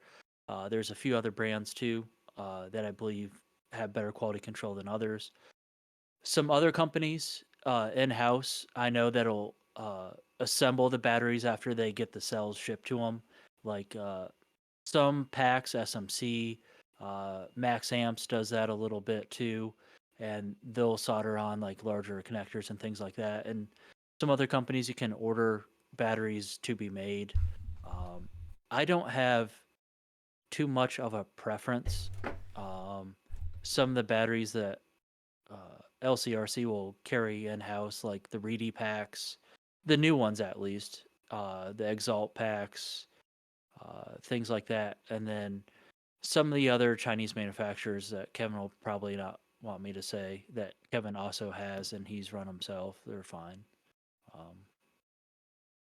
So usually, whatever the high end pack kind of is that Kevin has in stock, it's fine. I've had good luck with some of the ProTech packs too. It's sometimes just a hit or miss, and a big thing that leads into it is battery maintenance, battery storage, and how you take care of the battery, how you charge the battery. I'm going to preach that a lot. I like to keep them in a climate controlled environment. Obviously, I should recommend that you practice some sort of safety as far as how you store them. I always discharge batteries to a storage voltage of 3.7 to 3.8, no matter what. If I'm not going to use it within 24 to 30 some hours, it's going to be taken down to a storage charge. That's just my rule, no matter what. And I don't charge a battery much more than like a 1C rate. I don't view like I have to unless I'm at a race and I don't have a whole lot of extra batteries for some reason, which I have enough that I don't stress myself in between rounds where I should have to charge real high. But I hardly ever charge higher than a 1C rating. And I think that leads up to good battery health. Also, Oh, definitely. Other things that contribute to that too are knowing how to solder and solder well, so that you don't have horrible connections. I, like Alex said too, eliminating some of the excess connections. Like I just run 5mm bullets. I have like a decent solder joint on there, and I make sure which just today, a few hours ago, I was cleaning my battery terminals with Q-tips and isopropyl alcohol. I do that before most every event, just to make sure that you have like a good connection. It's not dirty, things like that. I run That does help a lot. 10 gauge wire Too. on all that too. I noticed that'll help quite a bit in your July, August races when it gets real hot and everything's already warm, and then we're pushing it pretty hard there. So, and of course, like after it comes off a track, if it's real warm battery, let it cool down before you hit it with, whatever you're going to charge it at as far as amp rates and things like that. So I'd rather preach more of how to take care of a battery and proper maintenance than what brand you should probably be buying, is my recommendation. I agree. Big time, And man. that's also for long term, maintenance and to keep it. If you're like a stock racer, you're going to be doing some different stuff. And I have all the equipment to do that too. And I've been down the drag racing of RC car route where I'm doing like a 30 amp discharge and I'm doing a 40 amp charge. And you might be heating the battery itself too to lower the internal resistance of the battery.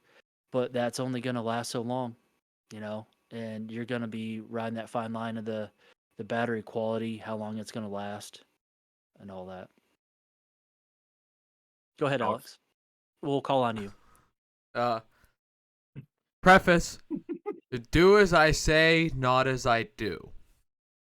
Now, everything Taylor said is great, and you should do that.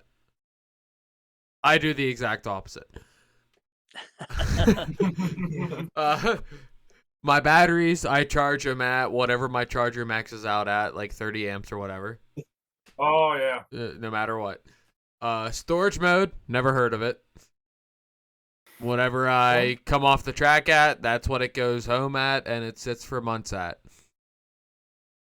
The little 300 amp 1RC car batteries, 300 milliamp, they're like literally that big, 2 cells. 30 amp charge. No problem.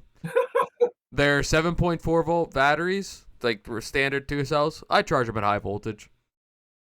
Never had an issue. And Taylor and I were talking about this last night. Like, the things I do aren't smart.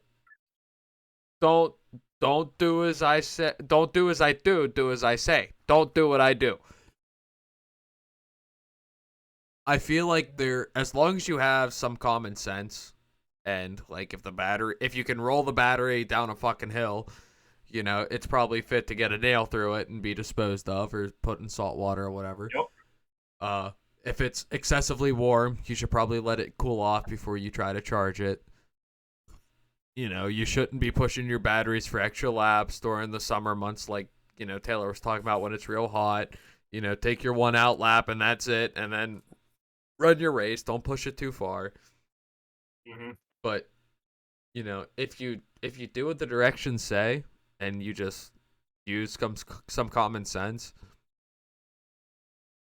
lipos are pretty easy to deal with. Now, things still happen. Common sense? But listen to how he charges this shit. That's common sense. I don't know. But, things still happen, of course.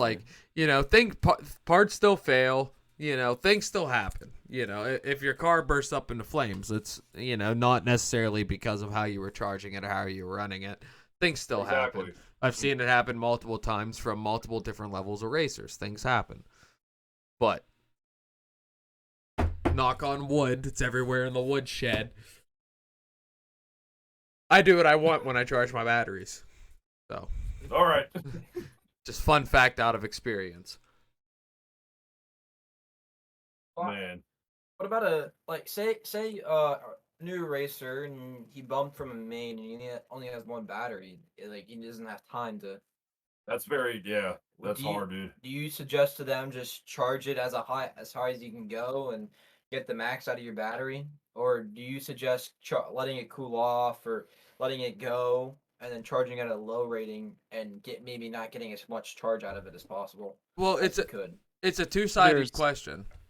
Because if you charge at a high amp rate, you actually won't get as much milliamp hours as if you do a lower amp rate too. Which is very true, But yes. you can do the math on it, and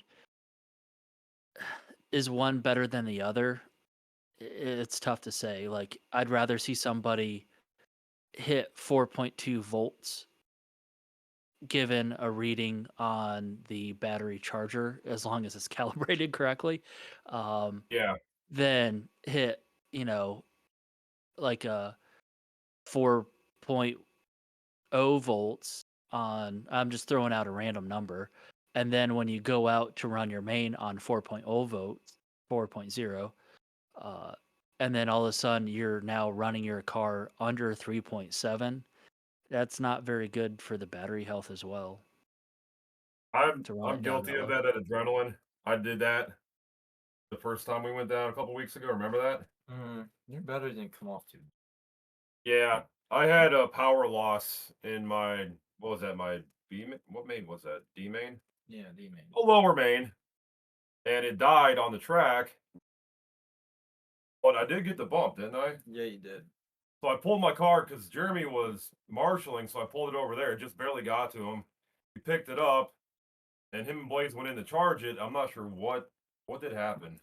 So we took the batteries out. I was in a rush to charge his batteries. And Blaze the battery, not even noticing. And Blaze looks at the battery, the whole casing popped off, and you can actually see the inside of the battery after that. And we were like, oh, we probably shouldn't charge these ones.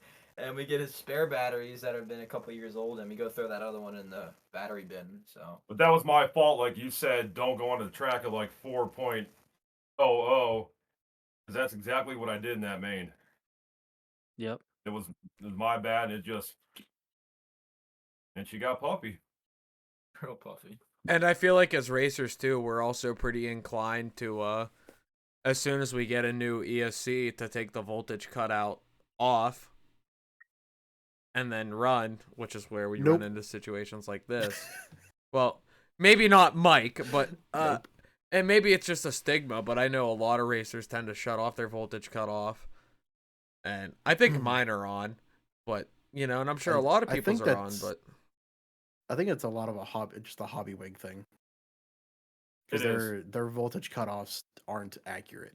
Oh, okay. On my Tegan stuff, I have them set to 3. Whatever. 3.2 or whatever, I've never had a false shutdown, There can be problems too with the quality of the battery that you're running as well, and how good you take care of it, because the batteries, as you pump energy into them and you're pulling energy out, the reading is kind of changing. So if you're full throttle and your battery voltage might read to your ESC at 3.5 volts, which is lower than your cutoff, so your ESC is going to start cutting off.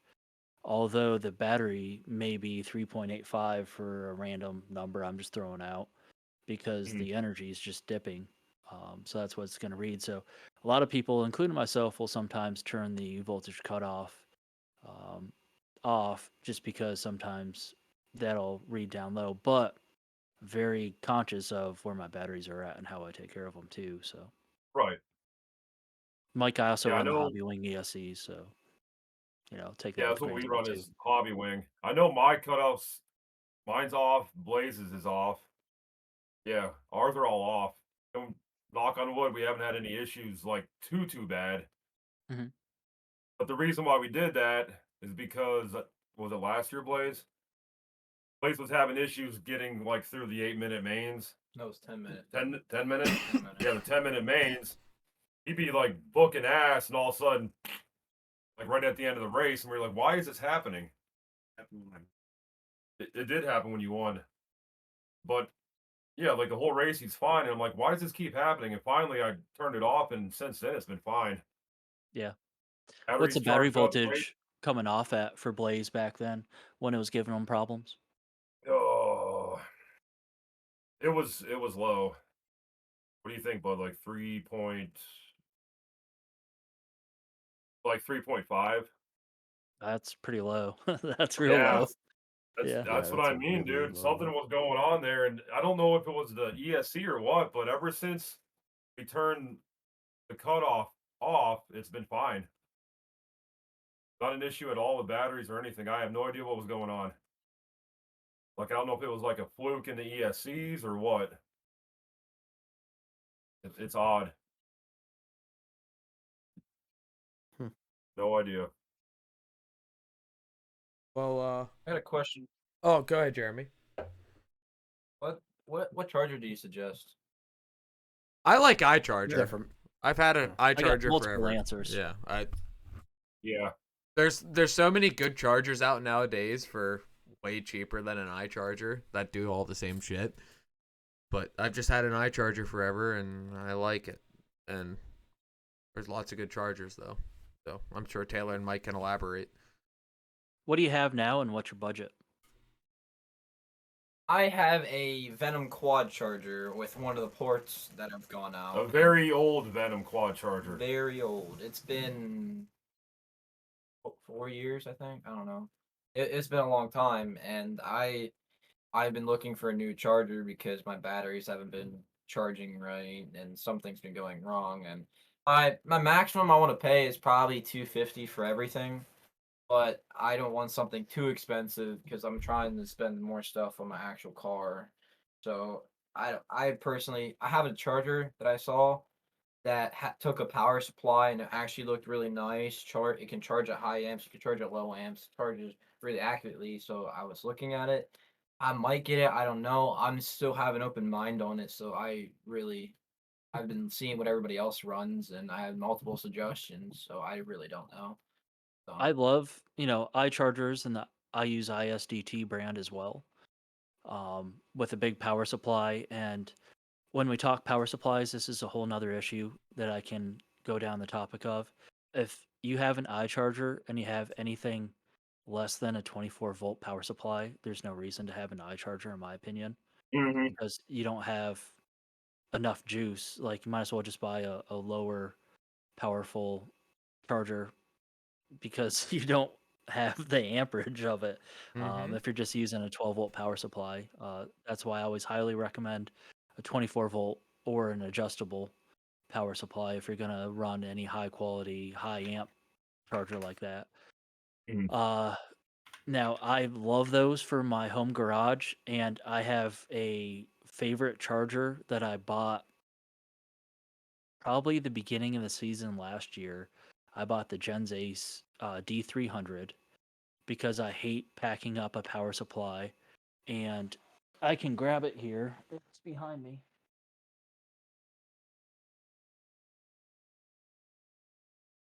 This little thing is a dual port charger, and it's its own power Oh supply. yeah, that's like the 106 or something, isn't it? Yeah. So it's a 300-watt deal. Dual charger, so I don't know if you still need 4 or if 2 is good enough. XT60 output, and Kevin will have them at the shop. So give them a call. They're roughly $120. And it's just this and the cord, and I just throw this in my LiPo sack with my batteries, and it's plenty of power for me to charge at the track. It's got a discharger in it, although most anything, if you're not using like a big external dump, the dischargers aren't going to be really good. So I have my own ISDT discharger itself that I'll discharge at least by 6 to 8 amps. So yeah, I highly recommend this out of my experience. But you'll get varying opinions, so just make sure it fits, checks all the boxes for what you need. If you're looking for one, give Kevin a call. I think they got a couple in stock at the shop. Mike, what are your opinions for them? So if you want the Gucci, then you get the iCharger and you spend the 350, $400 on a charger and a power supply. I don't see the Yep. need for it. I have the exact same charger Taylor has. And for $130, it is incredibly hard to beat. Yes. It's a Mhm. very, very nice charger for only $130. I also have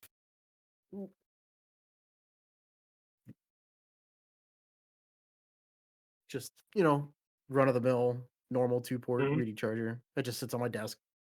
Um, no problems with that one either.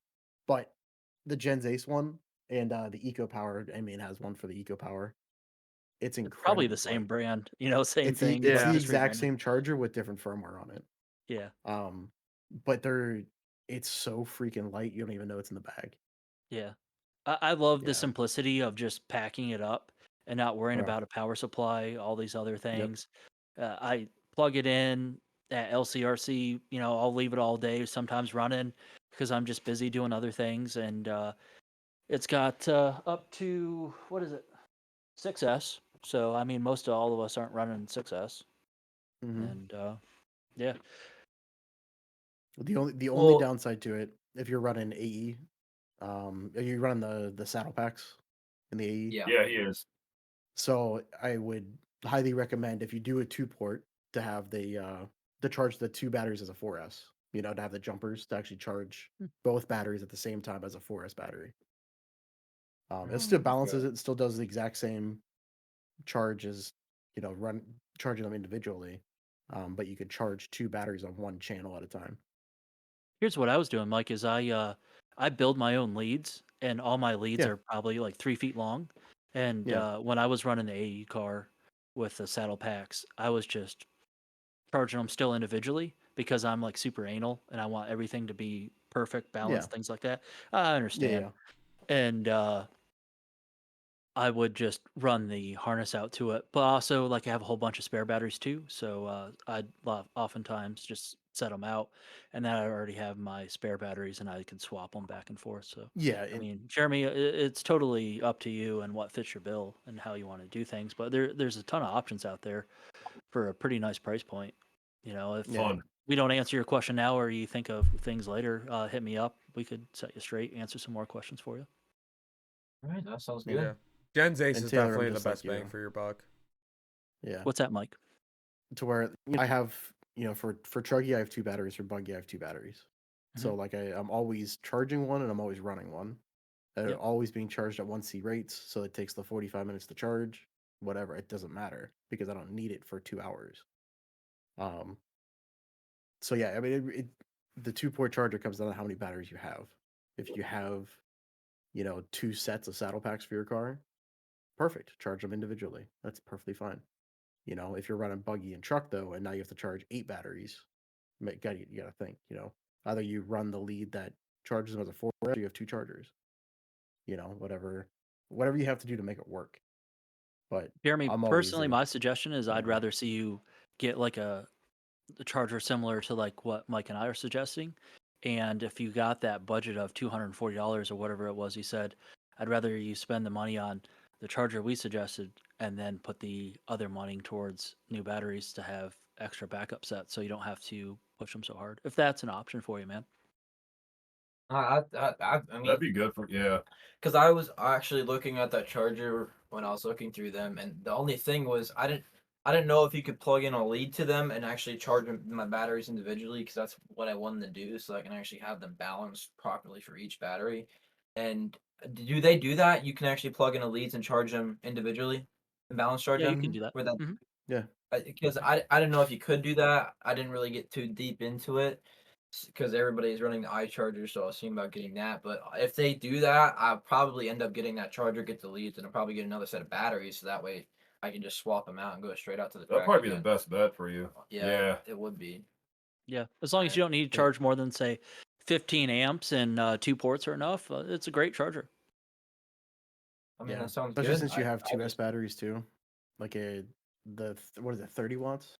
Is that what the Gen Ace is? 300 watts? Or 300 watts, yeah. So what? It's like it's 10 amps per channel. And on Yeah, 2S you that's what can it is. Yeah. easily get, you'll easily get a 1C charge rate and more for a 2S Mhm. battery. So the one C is, 1 for 1 for your milliamp. Well, just based on that answer, it already charges better than my Venom quad charger that I have because the max charge rate is 7 amps. So Yeah, it's low, dude. it's really low. So pretty much anything he gets now, guys, it's a big pickup from what he has. Yeah. All right. Thank you guys. That's a helpful insight. What we're here for, dude. I'm always at the track, so if you see me, ask some questions. If I don't have the answer, I'll point you in the right direction. All right. Sounds good. I have bad answers because I just asked the Gucci people what they're doing and wait till I have the money to buy the Gucci thing, and then I don't use it properly. My answers are always lost to Alex, and I just tell him the wrong thing because Yeah. he's competition for me. Right. Wait, so I shouldn't charge my batteries to 7.6 volts? 30 every time. All the way up. I boost everything, dude. Give me every bit of voltage I can pack in this plastic box. I got oh, sorry. Go ahead, Taylor. I didn't mean to move on. No, we'll move on. Yeah. Here's some of the questions I was gonna ask, like our guests and stuff coming up, and then I don't know. Do we want to get into our point series too before we close up or anything? Yeah, it's worth covering once we're done with your questions. Yeah. You cut out pretty bad there, Alex. It's worth covering when we're done with our questions. Okay. Brandon, Jeremy, and Blaze, I got a question for all you guys. What is one thing that you wish you had figured out earlier as a racer? Something you know now that you wish you knew when you first started, or newer. I'll go first. I wish I knew setup when I started, like somebody to help me, or because that's what it comes down to, man. The setup to whatever track you're at. That's what I wish I knew in the beginning, was how to change different setups. Jeremy? Okay, so mine would have to be it's worth spending the money to get something good. My dad and I didn't have that big of a budget growing up, so we would always find the cheapest stuff and run it, but we had also had to replace it recently. So we found out a couple years ago that it's just better to spend maybe $100 more on a battery and have it last 2 seasons compared to spending $100 less and it running a quarter way through the season. Especially as a new guy, not knowing how to properly charge it. So I find that actually spending a little bit more money can actually be helpful to actually save you more money. Mm-hmm. Blaze, come on. That's probably the same as Jeremy's. Same answer as Jeremy's? Yeah. Buy once, cry once. Yep. Yeah. I find it saved me a lot of money. I mean, it did, but it didn't. It's worth it, I will say. Everything lasts longer, but it does cost you a little bit more money. But in the long run, I think it's just worth it. It's just better off. So You had a lot better answer than what I had. yeah, our years of experience. They all apply. Yeah. Yeah.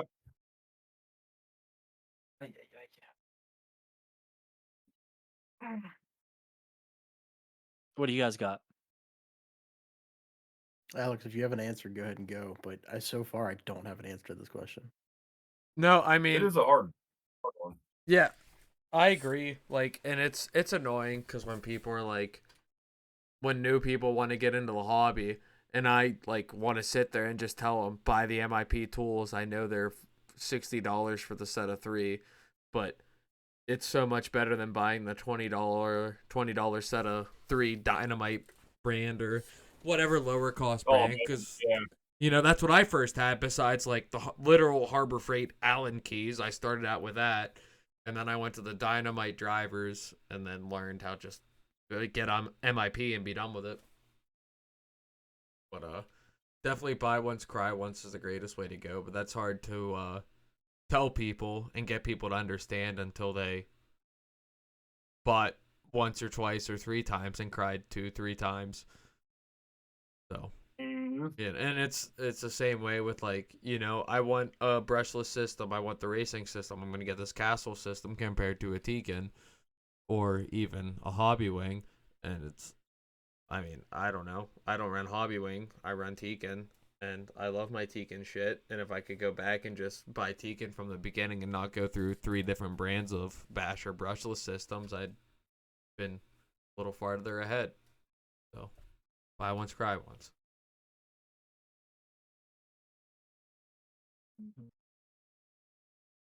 Definitely. So I'm gonna kind of the whole spending the money in the right places. You know what I mean? So like kind of like what you guys are touching on. It's never been a problem with me because I do that with everything. You know, whether it's buying a TV, buying a computer, buying whatever. I've always just implemented that's just been a part of my life forever. Um, but I'm gonna lean on. I wish I paid attention to setup earlier on in racing than getting into it in the last like 3 years, really. Like really actually forcing myself to study it and understand it, what all this stuff Mm-hmm. does, right?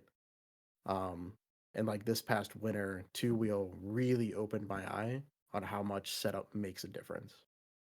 It's wild. Like, and then these little two wheels, well, a 1 mil shim completely changes the car. You know, it's like it's It is crazy. crazy, yeah.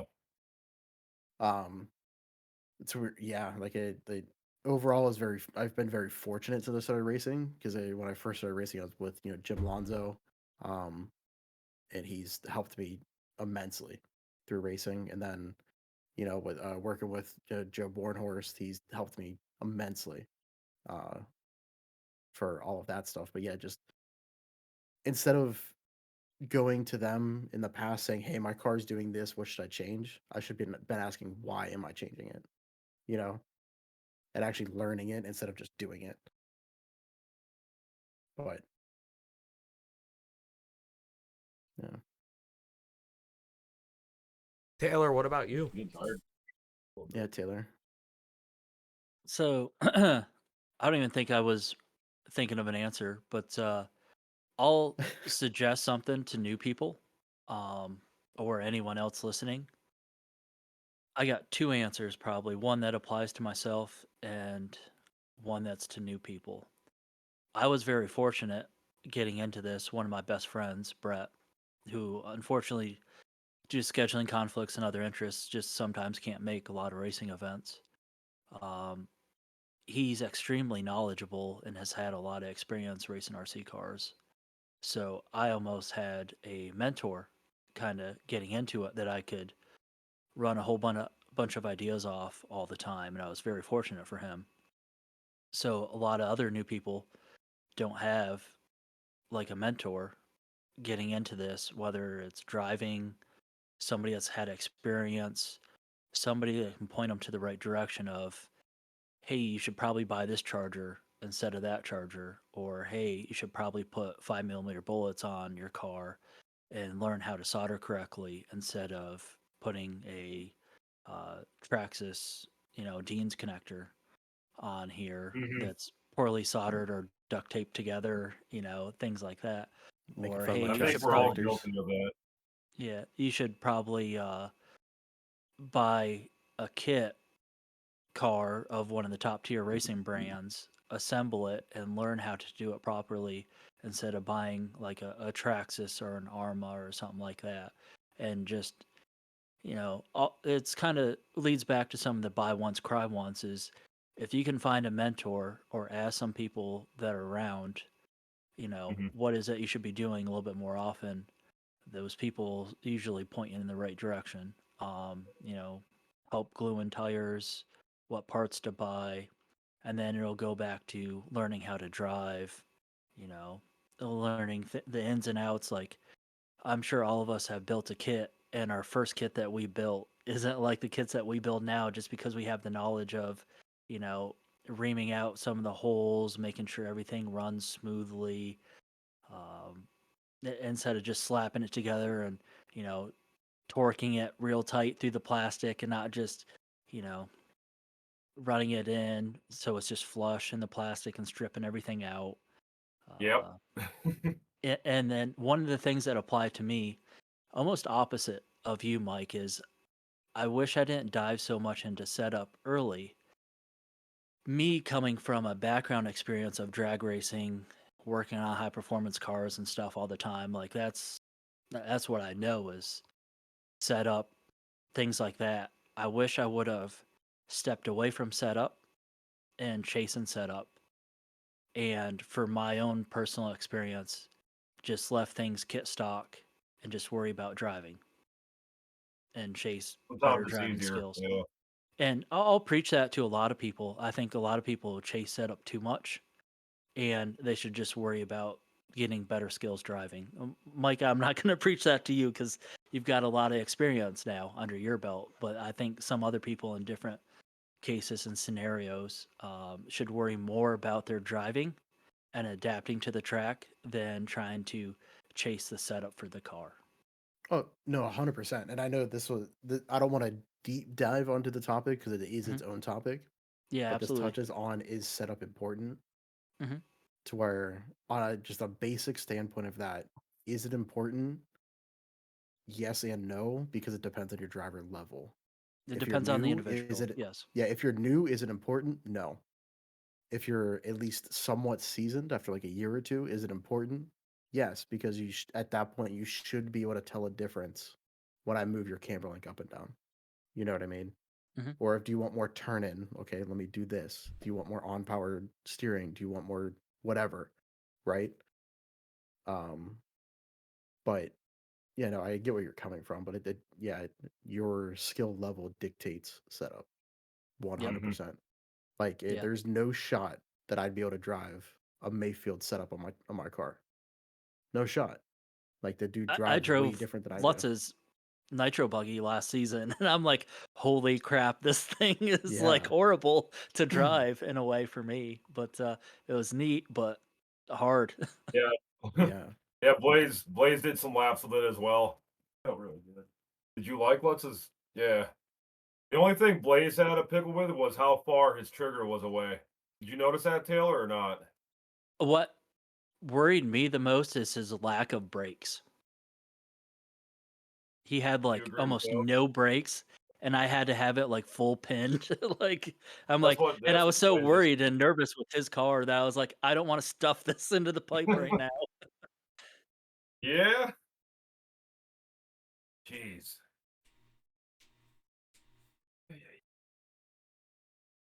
What time is it? It's 10:20.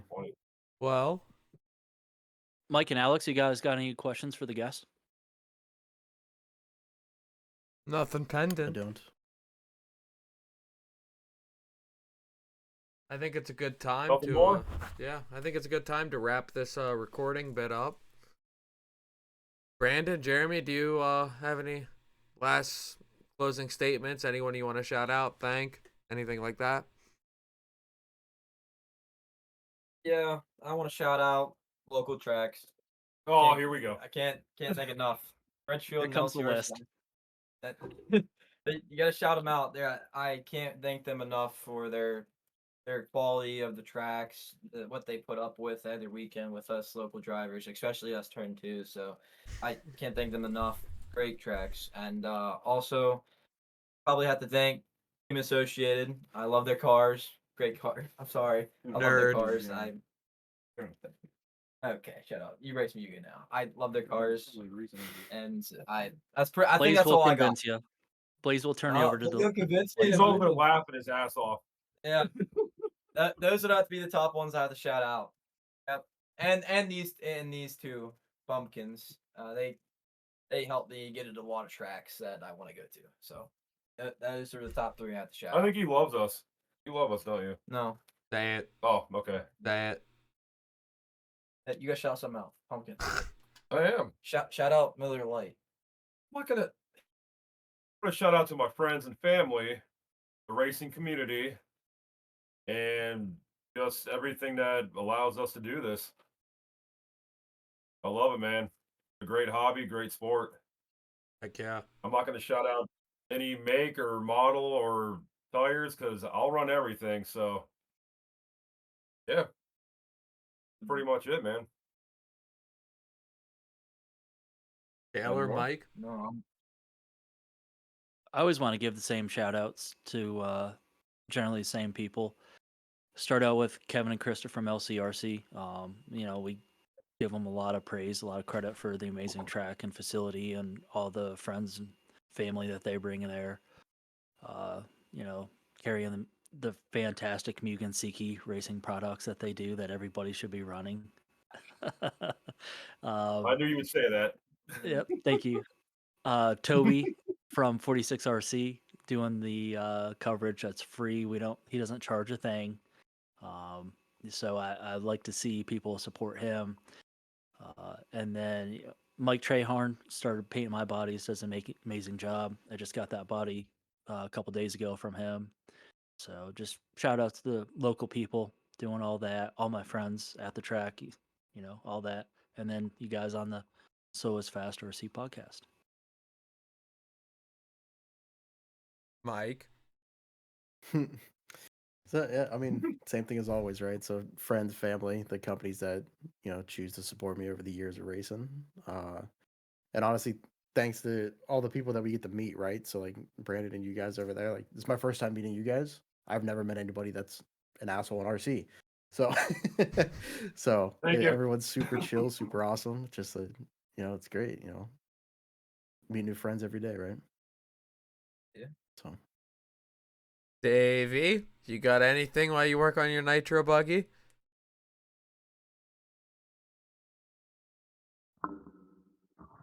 Yeah, I'm about to frickin' scream because I thought this was going to be a lot simpler to use and to do, and it's apparently not. What So are you? It's just really pissing me off. So What are Stay you- on the if stream there's any after shouting, we're done, and I'll see if I can help you do anything. please, please. We forgot to touch on our point series, so I just want to do that super quick. Taylor did the maths to do a point series amongst the pro circuit drivers with AMS, SIC, PNB, DNC, Silver State, Muggin Challenge, Roar Nationals. I think there's a couple other races we're taking the points out of. But And the U.S. Fuel Open Championship. Yes, the U.S. Fuel Open. We're pulling out of every driver that makes the A main for those races gets points. First place gets 100, second 99, third 98, etc. so forth. TQ gets first place. We tally up the top 20 drivers overall across all the races that have happened. Check out our Facebook page to see where that's sitting after PNB. And then Taylor also made manufacturers point series where it's the manufacturers, Techno, X-Ray Associated, Hot Bodies, TLR, S-Works, Mayako, Muggin. Obio. We'll add anyone that enters. Yeah. And it's the same sense. A main points only. 15 points to first for the manufacturer, and then 14 to second, 13 to third, etc. so forth. And this is based off of every driver that makes the A main that is sponsored by that brand. So like, Mayfield, Heckert, Bourdon, Van Dalen, Wiggins are all Techno. Drake Nitro is buggy only. Yeah. And no drops. Yeah. For driver and manufacturer, it's based off of only the Nitro buggy, A main, and then, like Taylor said, no drops. So check out our Facebook page. Huge shout out to Taylor for doing all the maths on that and being the Microsoft Excel whiz. It's very interesting to look at, honestly. We're trying to start a thing here, and hopefully it catches on. So check out the Facebook page, see the series standings for manufacturers and drivers. I want to shout out ACS Hobbies, Tony and Colleen, for all they do. Supporting the podcast and just supporting the hobby and making the hobby great. As everyone else said, all the tracks everywhere, especially our local ones. WO, 412, TR, LCRC, 997, Schaefer's, Pit Stop, Factory, Trains and Lanes, Rhythm, blah, blah, sorry if I didn't mention you, but everyone. Thank you, everyone, for listening, watching. If it wasn't for you guys enjoying this, we wouldn't do this. Thank you, Brandon and Jairemiee, for being on. It was awesome having you guys You're welcome, on. man. Thank you, Mike, Taylor, and Davey for joining in on this escapade. And sure. Taylor, what do we say? Slow is fast, or keep it between the pipes. Excuse me. Yeah. Sorry, I messed that up. And Brandon. On its wheels between the pipes. Okay. And Okay, start over. Taylor, what do we say? Let's just give it to Davey. He's got it. It's fun. I think it's funny how we always screw it up no matter what. Davey, what do we keep it say? on its wheels. Maybe say it. You keep it on its wheels between the pipes, Mm-hmm. and we ask the guests what we say. You know what they say? No. Give us a piece of advice. Piece of advice.